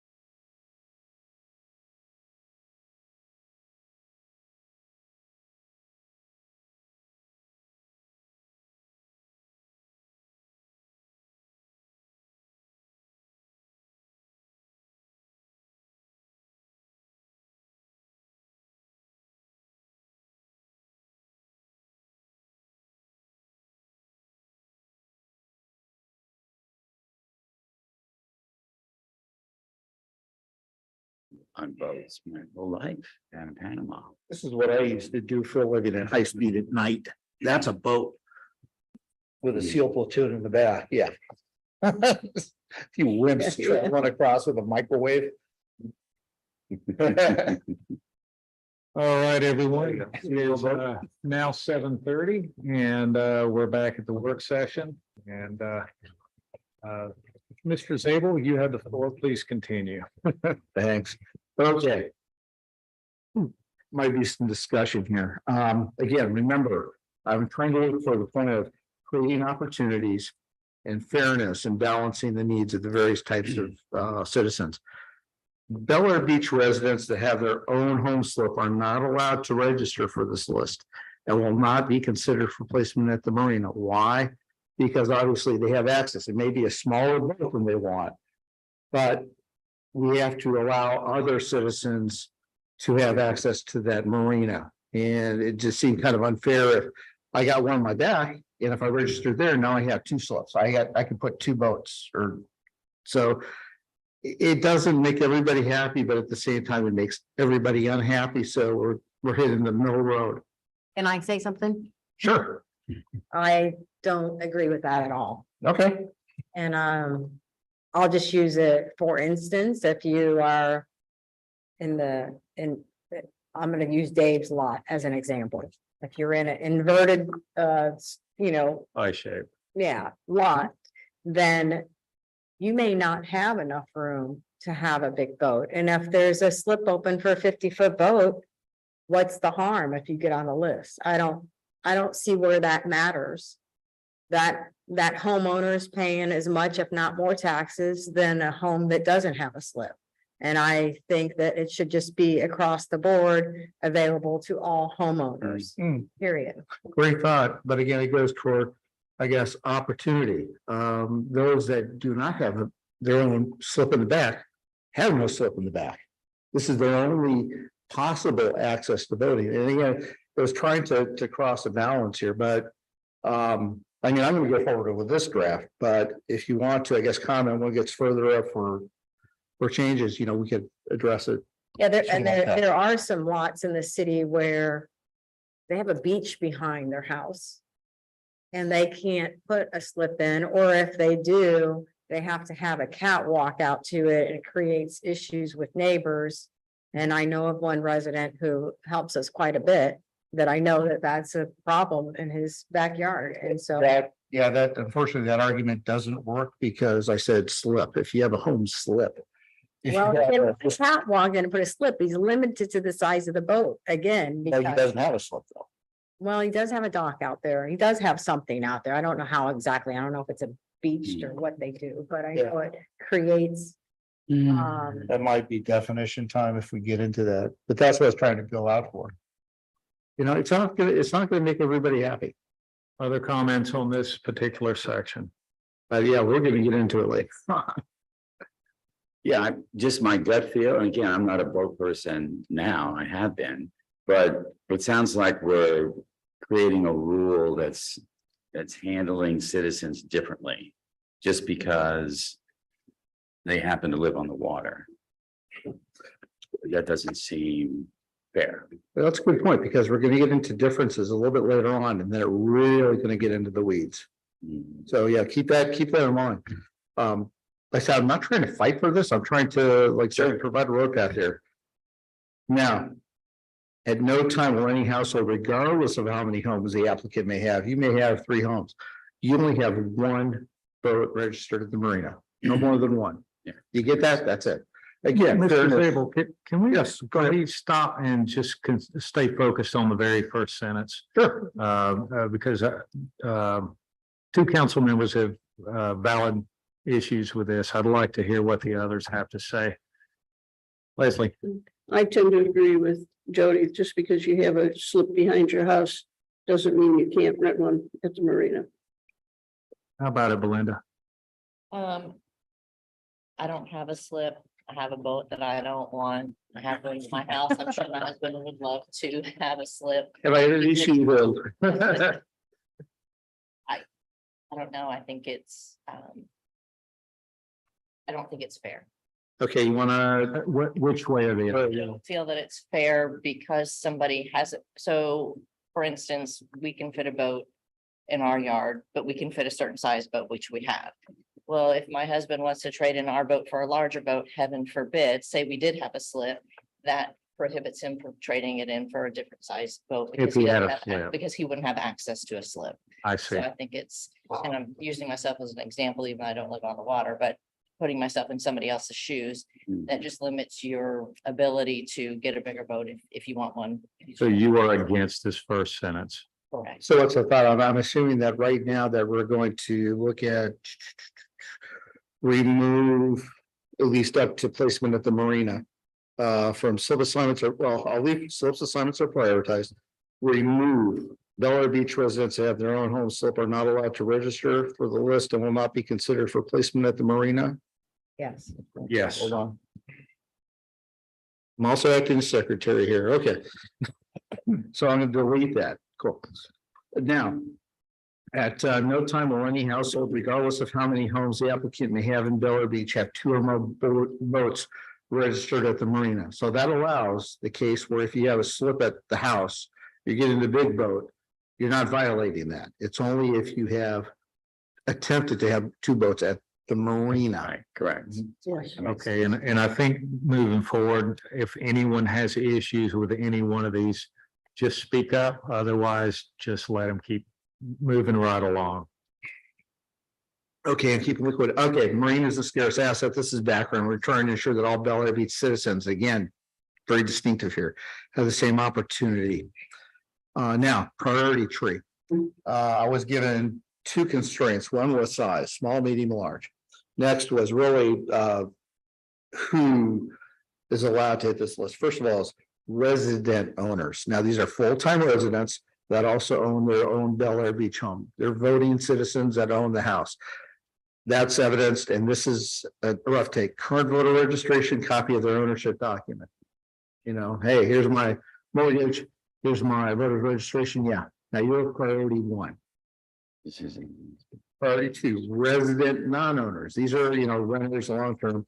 They have a voter registration, again, these are people that actually vote here. I heard comments about, well, we're shafted again, you know, non-residents. Well, you're not a voter here. I had to make some stipulation that's where I came down. Third, non-resident owners. These are people that obviously I got a home in Tampa. I live in Charlotte.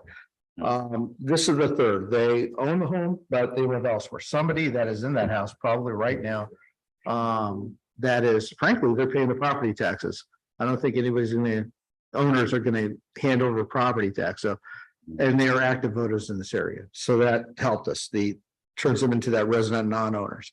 And finally, non-resident non-owners, they're last on the priority list. We're trying to take care of the voting citizens in the block. So, you know, it's an attempt to try to make that. Any thoughts? I have a question, Mr. Moore, looking at the priority tree, item 1, resident owners versus resident non-owners. Constitutionally, do you think that there's a possibility that rule could be challenged? That's a weighty question. I would say that does the possibility that could be challenged come up? Absolutely. I think that's true of anything, especially where you're starting to make distinctions within your own community. Further still, in this particular context, this proposal is contemplating divisions based on those who are registered voters. If somebody's unable to be a registered voter for some reason, I know that we're in transition on the law and felony convictions and the like, but otherwise that can lead to challenges. I am sensitive to the dynamic that we have in a lot of our barrier island communities where it used to be that your resident base made the majority, your year-round resident base may have made the majority of your community, and that's shifted substantially in a lot of communities, especially those unlike here where you have short-term rentals permitted as an industry, and I recognize that's not the case here. But yes, I do think that there's a potential for a challenge there. I haven't specifically analyzed it. I've analyzed it for another community in the terms of access to parks. And saying you can't come in this, you know, if we have Bel Air Beach Park, oh, you can't come in this park because you're not a resident, that never is allowed. Public parks are long recognized to be public access. There have been permissible distinctions on resources within parks and saying, well, these gazebos are reserved for property owners who have paid in. And there's some authority out of Rhode Island on that, but there is a potential for a challenge, yes. And That's I would have to get into more with more analysis. would there still be the same opportunity for a challenge if it were a state issued identification, such as driver's license or just an ID issued by the state? Generally, that means you're a full-time resident of the state of Florida. And that doesn't mean that you're here full-time, but the majority of the time, if that's where your driver's license is at, then more than likely you're here more than you are elsewhere. Do you think that that would be possibly challenged? Less of an issue. I want to make sure I understand your question. You're not saying, because obviously state issued ID is routinely used to validate the identity of somebody. You're saying the eligibility decision tree here would be you would have priority if you had some form of state issued identification from the state of Florida. Is that what you're saying? That shows that you are a resident of Bel Air Beach. Okay, that shows you're a resident of Bel Air Beach. I've not specifically analyzed that issue. Of course, communities make divisions all the time. I'm reticent to opine on constitutional law issues this on the fly as I was looking at this primarily from an administrative standpoint. And not that is something as we look to develop this policy, I'd have to look into. I'm just not comfortable issuing a blanket statement like that right now. Yeah, I'm with you. Yeah, and I'm not comfortable with differentiating between resident owners and resident non-owners because they all live here. Can I just say, this is how I look at this. One property, one slip. I just don't understand. The resident non-owner, if the property owner applies for the slip, I think that property owner should be on the list. I don't think, and it's up to the property owner, not a renter to come and rent the slip. If the property owner wants to be responsible for that slip, because renters come and go, you think they're going to be with you for a while and they're not, things happen. I think it should be limited to, you get on the list. Are you a property owner? Yes. Okay, you can get on the list. You gotta choose your zone, pay a deposit. That's it. All of these different tiers and all of these complicated trees just don't, it doesn't make sense to me. And if I own a property that I use on the weekends in Bel Air Beach and live in Tampa, and I want to get on the slip rental list, I should be able to. I just don't. I'm looking at it from that guy who has a weekend home in Bel Air Beach is probably paying a lot more money than any of us sitting around the table in his taxes because it's non-homestead.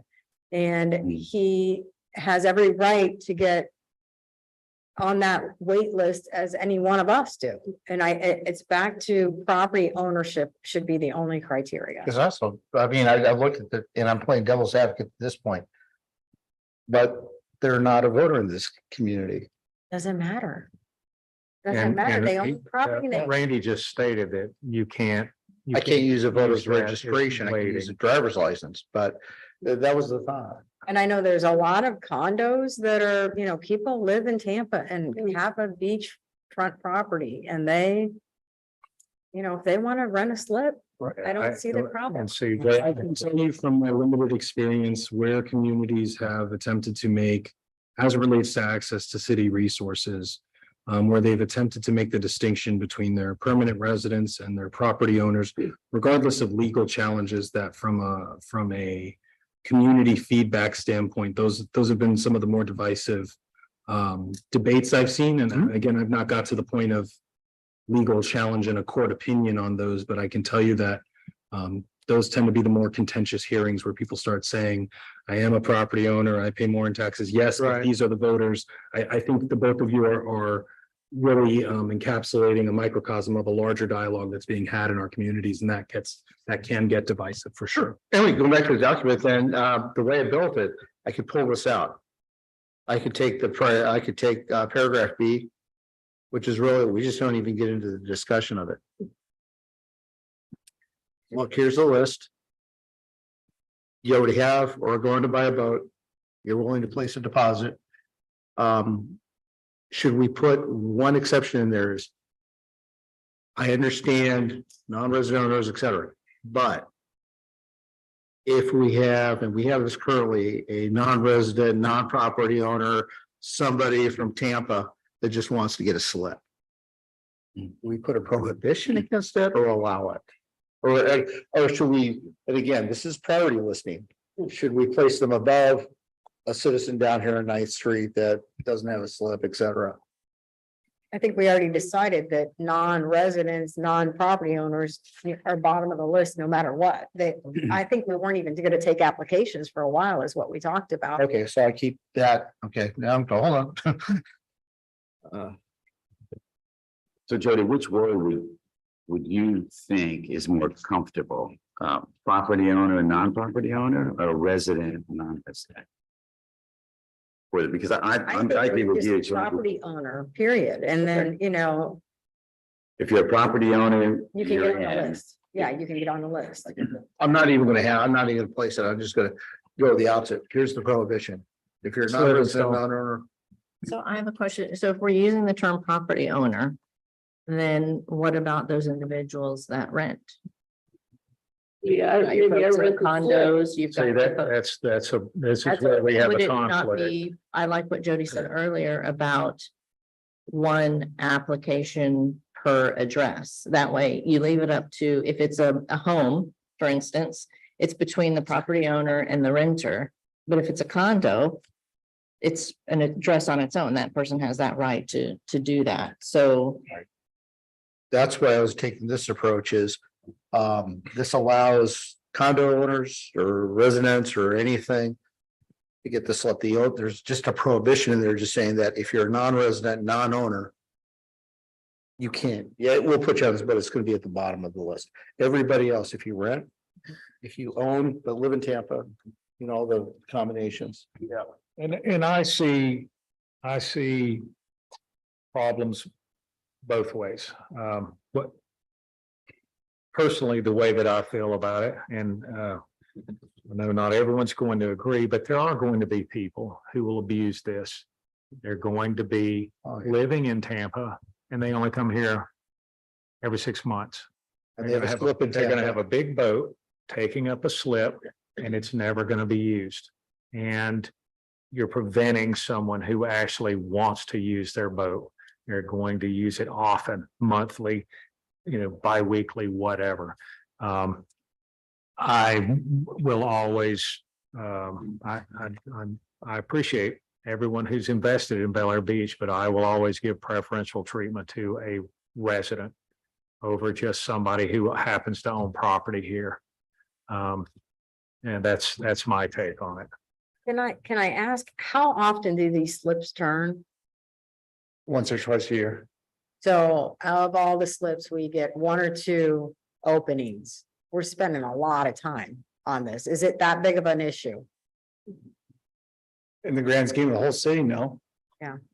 But we've had comments in the past on, why wasn't I've seen other people get boat slips and where was my name on it? That's kind of how we came to this. Yes, Mr. I Roberts. think Belinda brought up a good point, which she said earlier, and it made me think. So let's say I own the house, but I have a long-term rental with Jody. So I want a boat because I own the property. And I'd like to keep my boat there, even though I don't live there, obviously, because Jody's living there for 5 years, so 5-year lease on the house. And she wants a boat because she does live there. So who gets the boat? I think that we just said, Jody brought up the point earlier, it's like, the argument would be, I pay more taxes than anybody because I'm paying in Tampa and here. So therefore the owner is really the one that can do it. We can't extend this Well, actually, they'd be at the bottom. If you're a renter, well, you're at the bottom with that non-resident, non-owner. Well, if you own 5 homes and you're renting them all out, you're paying more taxes in than anyone is, but you're also making sure that someone who lives here is not going to have access to a slip. Well, the way I placed that was, at any time, any household, regardless of how many homes the applicant may have in Bel Air Beach, have 2 or more boats registered at the marina. That was under A. I was trying to catch it there. Yeah, and I agree with that, because I think we've encountered that situation where we had, Yeah. My fleet. Um, let, Five hotels on Boardwalk. us get through B right quick. Yeah. All right, so what's your proposal now that you've heard everything? I don't know. I'm gonna delete the whole section. All I'm gonna do is put a prohibition in there, basically just saying non-resident, non-owners, they're last on the priority list. Non-resident what? Non-resident, non-owner. Okay. Does everybody agree with that? Yes. Yeah, there's no, this priority for just that. Okay. It allows me to fit easier into the rest of the document. Okay, waiting list, it's gonna note zone applied for size of the boat proposed. Hold on one second. Yeah. And that's where we're at currently, is that right? Non-resident, non-owners? Currently. As long as you own a property, you can get on the top of the list, the resident list. Where the distinction is drawn is if you get the opportunity to rent a slip. If you have a driver's license that has Bel Air Beach address, you get a resident rate. You don't, you pay like the taxes, you pay more. Okay. As we do have non-resident, non-owners there currently. We do in slips. So back down, okay, we're on C, waiting list is gonna note zone applied for size of the boat proposed by the applicant. I'll remove priority status. And then obviously, we're going to that list, that's gonna have the application fee and the rules with the application fee. We're gonna sort by zone. And then I'll just remove that, just list will be sorted by zone. As they occur, okay, city checks, which of the 3 is located, the list for that zone is consulted, slip is offered to the first on the waiting list. Because you've already been paying you pay the deposit. Person may decline, but if that occurs, the name is removed from the waiting list. Offers then made to the next on the list and so on until the slip is filled. I mean, just, that makes sense. Slip that. Priority, actually, this may be removed. I had priority will be given to renting the slip to the largest size and length boat. I can safely be accommodating the slip. You know, I think we should remove that because that throws away all the prior page. I think that was supposed to be stricken. Yeah. Yeah. Perfect. You add to the list, you start at the bottom. For example, you pull your name from small, you want to go to medium, start at the bottom of medium. You can't use your number 2 and medium to go to number 2 and large. So priority is the time you got on the list. That's it. Now the rest of this was already in there about with beam of the boat. We don't maintain or assume responsibility. Obviously the only thing I added on that section was the city assumes no responsibility for the state and operating condition of the lift. yeah, that's. Just wanted to make sure, hey, I know, just want to indemnify, that's it. We currently make them remove. Yeah. But is subject to inspection by the Hold on, city. wait a minute. The reason I said, hold on a minute, is I'm updating this, okay, but. What was it again, but is subject? Subject to inspection by the city. Because it's just gonna be like looking at all the other docks. If it's It's like code dilapidated, enforcement. you need to be notified and it needs to be corrected. That's in our agreement. Am I gonna hit myself? Is this something that should be covered by code? So, I mean, you're doing an improvement on a property, think about it, just say, not for tonight, it came up in my thoughts. Well, currently, we have an addendum to the agreement. If you want to use the lift and you agree that when you leave, you no longer rent the slip, you remove the lift. Okay, I just, Yeah, but The only way that we allow it to stay is if you make a private agreement with whoever's coming into the slip. That they take over the ownership of the lift. okay. Well, then part of this modification probably should strike that, because our current if I'm reading this right, this is where you didn't modify the language where I it didn't. says that, and that's one thing I had, there was a lot of words that weren't consistent, like we call this the lessee, I think is used here, and up here we call them someone else, something else. So we're not using the same word for the person running the slip consistently, but Is that the agreement or the code? this is the code. Code, okay.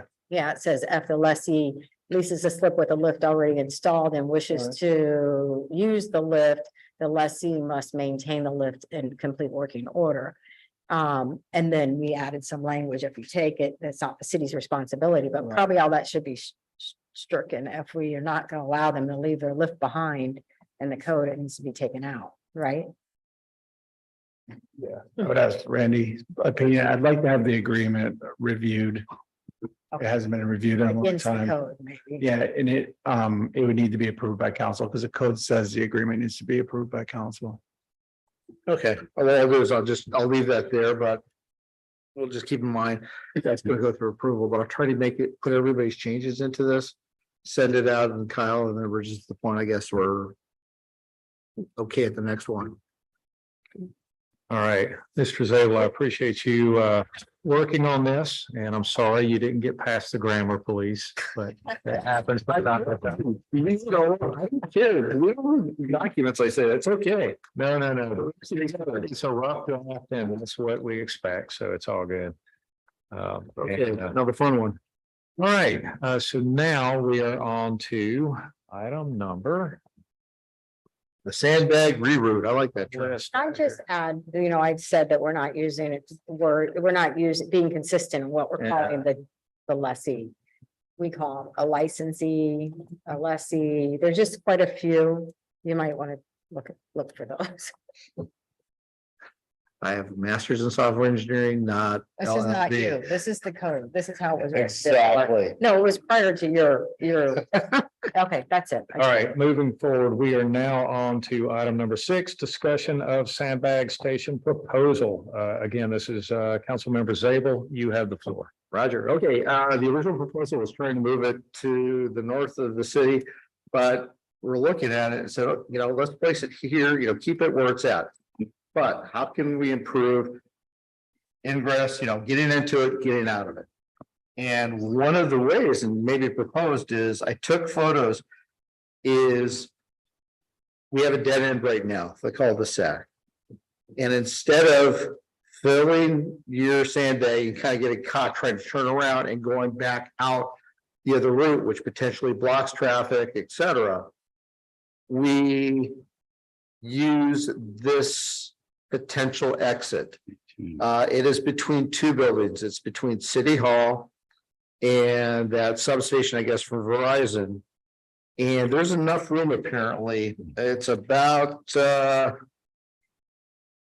was it? I said 23 foot, something like that, width, which basically can accommodate a car. So if you were to fill up at the station, you come to the end of the cul-de-sac, take a left. You can considerably drive out through that way and then exit out onto basically the front of City Hall, go left, and then go to your house.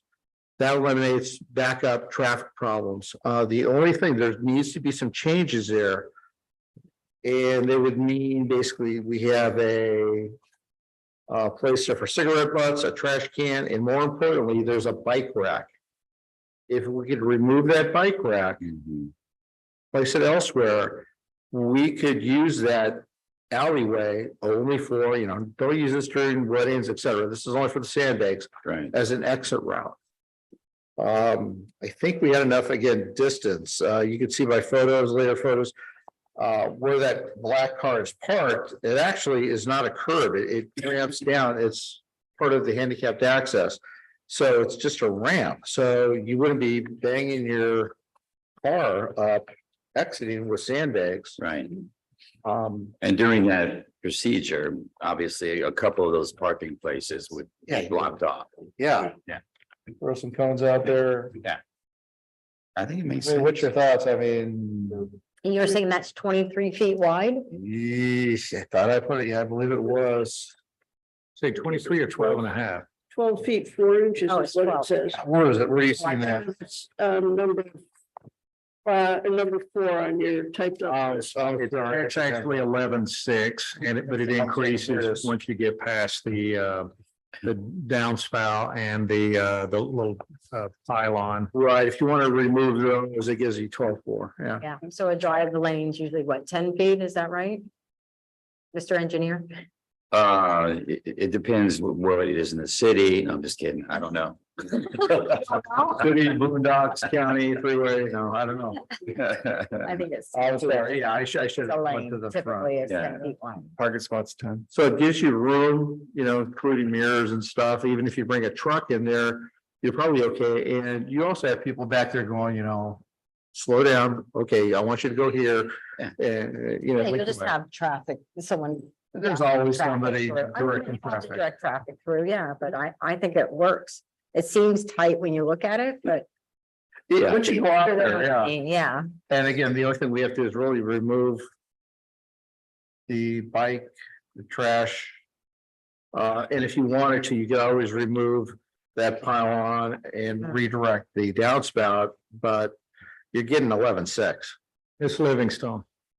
How are we going to ensure safety the rest of the time? You have these weekend folks that come in, they park over at the beach, and then they see this open alleyway, they're gonna just zip right on through there. Never mind the fact that we've got kids and families that are playing at pickleball and run around riding their bikes in the parking lot.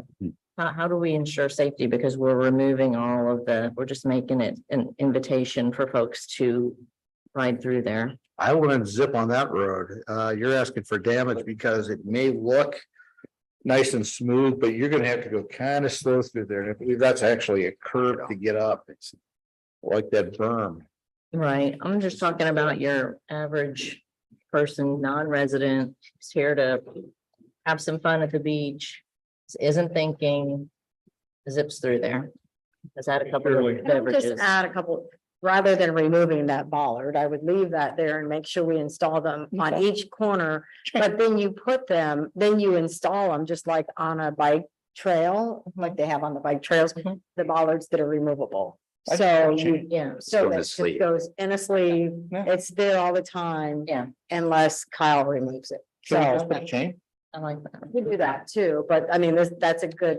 Yeah. But I think to protect the building, so if we do get the, one person that can't see and driving a car a little too big, That guy in the golf cart. not myself. But, it protects the building, so we don't have, they're gonna hit the pole and Yeah. that, I mean, it's a little investment, but it makes sense Mhm. to. I have think them. it's more of an investment than you think it is, and I'm gonna tell you why. Well, first off, I'm not opposed to this idea, but I want everyone to be aware of what it is that we're actually wanting to drive on. This is reclaimed water, that's reclaimed water, and that's sewer. Okay. That's on, where am I at here? Right there on the backside. If you look on the front side, in front of it, there's more reclaimed water there. I don't know what else is under this, but I'm afraid that loading cars down with sandbags and driving on this may actually cause damage. Also, once you open that Pandora's box, people are going to try to use it, which, by the way, there's a water main right there, and somebody's going to turn in and run over that. My point is there's a lot of plumbing under this. Once you open that Pandora's box, you're going to need some way to block the accesses until you want them to go in there. So now we're going to have to put up some kind of walls or blockades or I can't remember who mentioned the removable bollards, no, whatever, bollards. Just things to consider, because the last thing that I would want to do is create a problem even worse for us, for Verizon. And they come after us because we ran over something important. So I think that we would need to do more of a study to find out exactly what all is under there. It would require a site survey. I'm also worried about if the county requires any type of, if they have any special law as to actually creating an alleyway, if there's setbacks involved. And if it requires permitting. So just all things that, again, I'm not against this idea, but I just want to make sure everybody's aware that it's not just let's start driving cars through here and it's going to work, because I don't think it will. Yes. I see a problem if they come through and then they're gonna go out and they're gonna turn left onto Causeway Boulevard. That's not an easy way to go all the time. That, I mean, that traffic can be terrible to turn left, and we're gonna get a backup. And I was thinking about the Verizon, do we need I'm assuming we need their blessing of some sort if we're going to do this. Because that goes back to the initial thought of what I was driving for, putting the Sandvik station at the very north. Because you're already, for the citizens on that street, you're blocked. Because the last storm, it was more than a 20-minute wait and you're moving your way down. Now you have a basic street. We already say no parking. Well, you're parking. People are trying to slowly evacuate. Not worried about hurricane evacuation route, but you now block that side of the street. Now, people coming back, you're either trying to get in, so you're creating a backup on Gulf, getting in, but now you still got a problem left and right onto Gulf, which is difficult too. So we're trying to, again, there's no optimum solution. We're just trying to provide another way to allow those citizens easy way to egress, having those citizens come to fill the sandbags and get out easily and not tie everybody up and, going back and forth in this cul-de-sac. So again, I think the best is nobody really loves the idea, which means that we're sort of in the middle right now, for at least see if we can work out. A good way is, hey, do a site survey. Nothing says we have to do this, it's a proposal. I have another question. Could we set up a secondary sandbag station? We don't need this that often, but in the parking spots over here. So it gives I don't know how, I'm speaking completely from ignorance because I didn't participate in helping people sandbag or any of that, but I'm just going, would it make sense to have, certain addresses go to that one and certain addresses go to this one? And then that kind of solves some of the problem because it allows half of the residents to go there and have to go here. I was gonna recommend it again. It's like, you could have one down here for the south, because too often, I gotta say this, the north is disenfranchised. It's always south, south, south. Put one station up there in the marina parking lot, so condo, everybody's easy up there. You can get in and out. Regardless, I know it's a hurricane evacuation route, but it's not upper to buffer. It's easy to get in and out. People go up there and then south can come in here. That way, this street's not overtaxed. We don't have to use the route in between the buildings. And it's kind of evenly balanced, because now the north can easily get their bags. They're not fighting the south residents, and the south residents can easily get their bags too. We just need, the only addition is really, you have to add another series of fencing up in the marina. Against the wall where you're storing all the equipment. Or can we just use the parking lot here so you have two access points? Go ahead. I'm sorry. No, that's fine. Yeah. I was just gonna say, I agree with Leslie. I think the left-hand turn on the causeway is the biggest issue. I really do. Especially if we get close to, people are beginning to panic and they're wanting to leave. I think traffic's going to get pretty heavy. And it would be a bad scenario if there was an accident. And then somebody would say, why'd you guys do that? Now, I'm ashamed to say that I had a business to take care of whenever the sandbagging was going on, but realistically, what was the traffic problem? Because we have a cul-de-sac here, and they're coming in and out of the same street during that time, but was it really backed up that bad, or was it just a nuisance because there was a lot of traffic? It was backed up. And in which way? And that's for me, it's the backup obviously coming in. Okay, so No. which way was it backed up and how far backed up was It was backed up to at least Gulf, at least when I joined, people after me were actually on Gulf taking the right into it, you really couldn't take a left into it.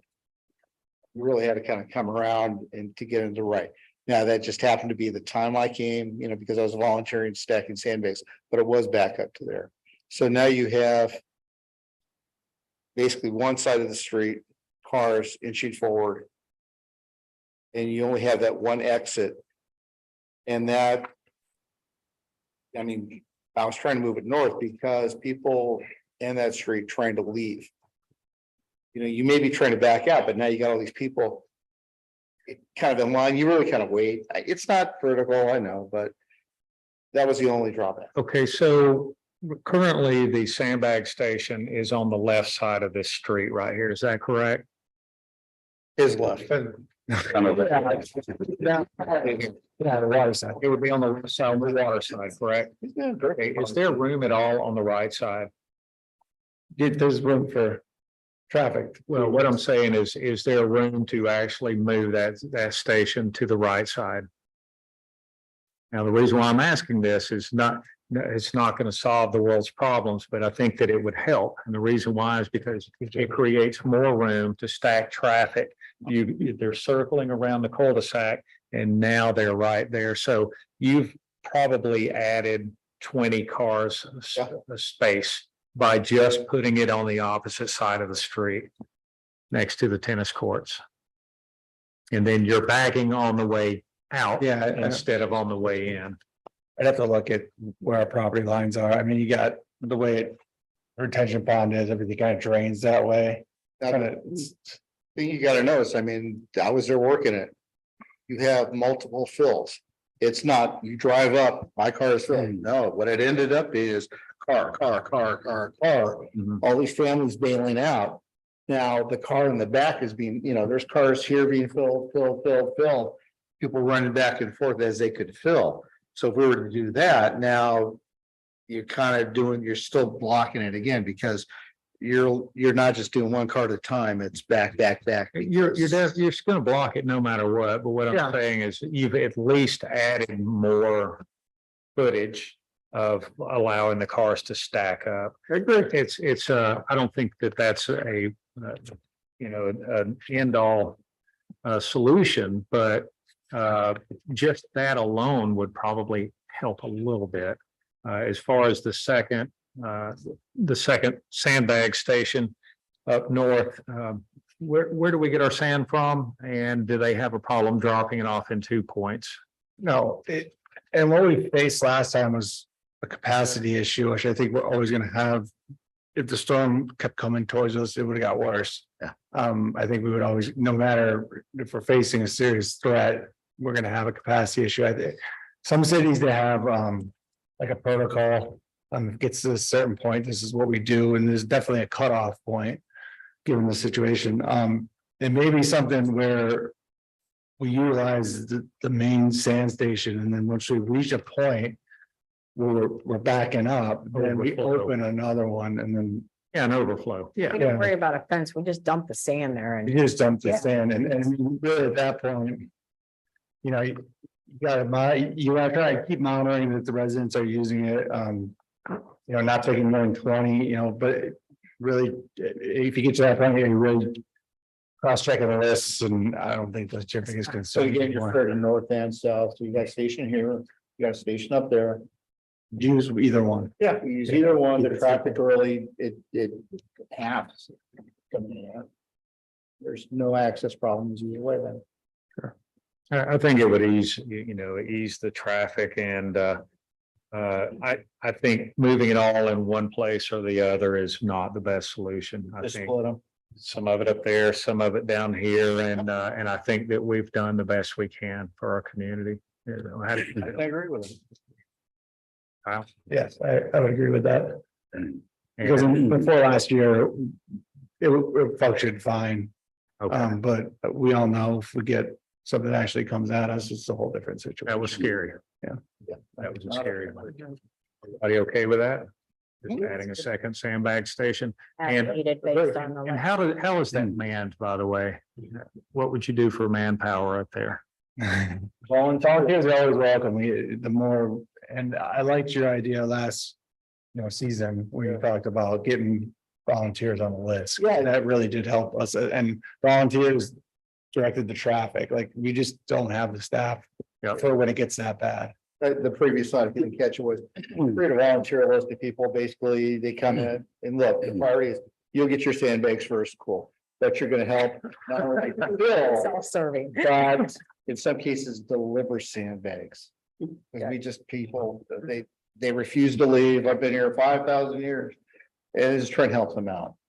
And currently is the marina, and is there a good spot you've got in mind? We got room, we got underground material in there now, but we could still make it work if we had to. Goes in the What corner. about just go the other where side. to contain the sand? Is there a price tag on any of this? I wouldn't go as far as building another container. I would just, if we're gonna open it up, we're just gonna dump sand. It's kind of like here, we had a pile just outside the box people were using. You just need those floor things. Okay, well, I think that takes care of that. Any other comments? Mr. Roberts? I don't know if you guys have seen the Flex Seal commercials, seriously. I bought some. That looks like, the guy, they show a house. And the house is under 3 to 4 feet of water. And they developed this Flex Seal tape specifically for flooding. And they do the bottom of the doors and the side of the doors and the windows, and they flooded 3 to 4 feet of water completely around the house. And not a drop of water came in. Wow. I guarantee you, with sandbags, that is not gonna be the case. No, 3 to 4 feet of water around your house, if your house is flooded in a short time period. Yeah. It's coming through the sandbags, coming in. I'm buying Flex Seal. the sandbags, they're, My rotten gutter. the sandbags, other than making you feel really good about what you've done, really, it's to stop the blowing sideways wind from going under the door. And that's about it. I'm reinsuring my house. You'll see it. All right, any other discussion on the sandbags before we move on to general business? 8:16, I think we've done pretty darn good. Yeah. All right, do we have any general business? I just for the adjunct, I'll get the changes out to you. Okay, I appreciate it. To adjourn. I think I heard a motion to adjourn, and it wasn't somebody else. Yeah, I know. Jump in. Second. All in favor? All right. So can I barbecue?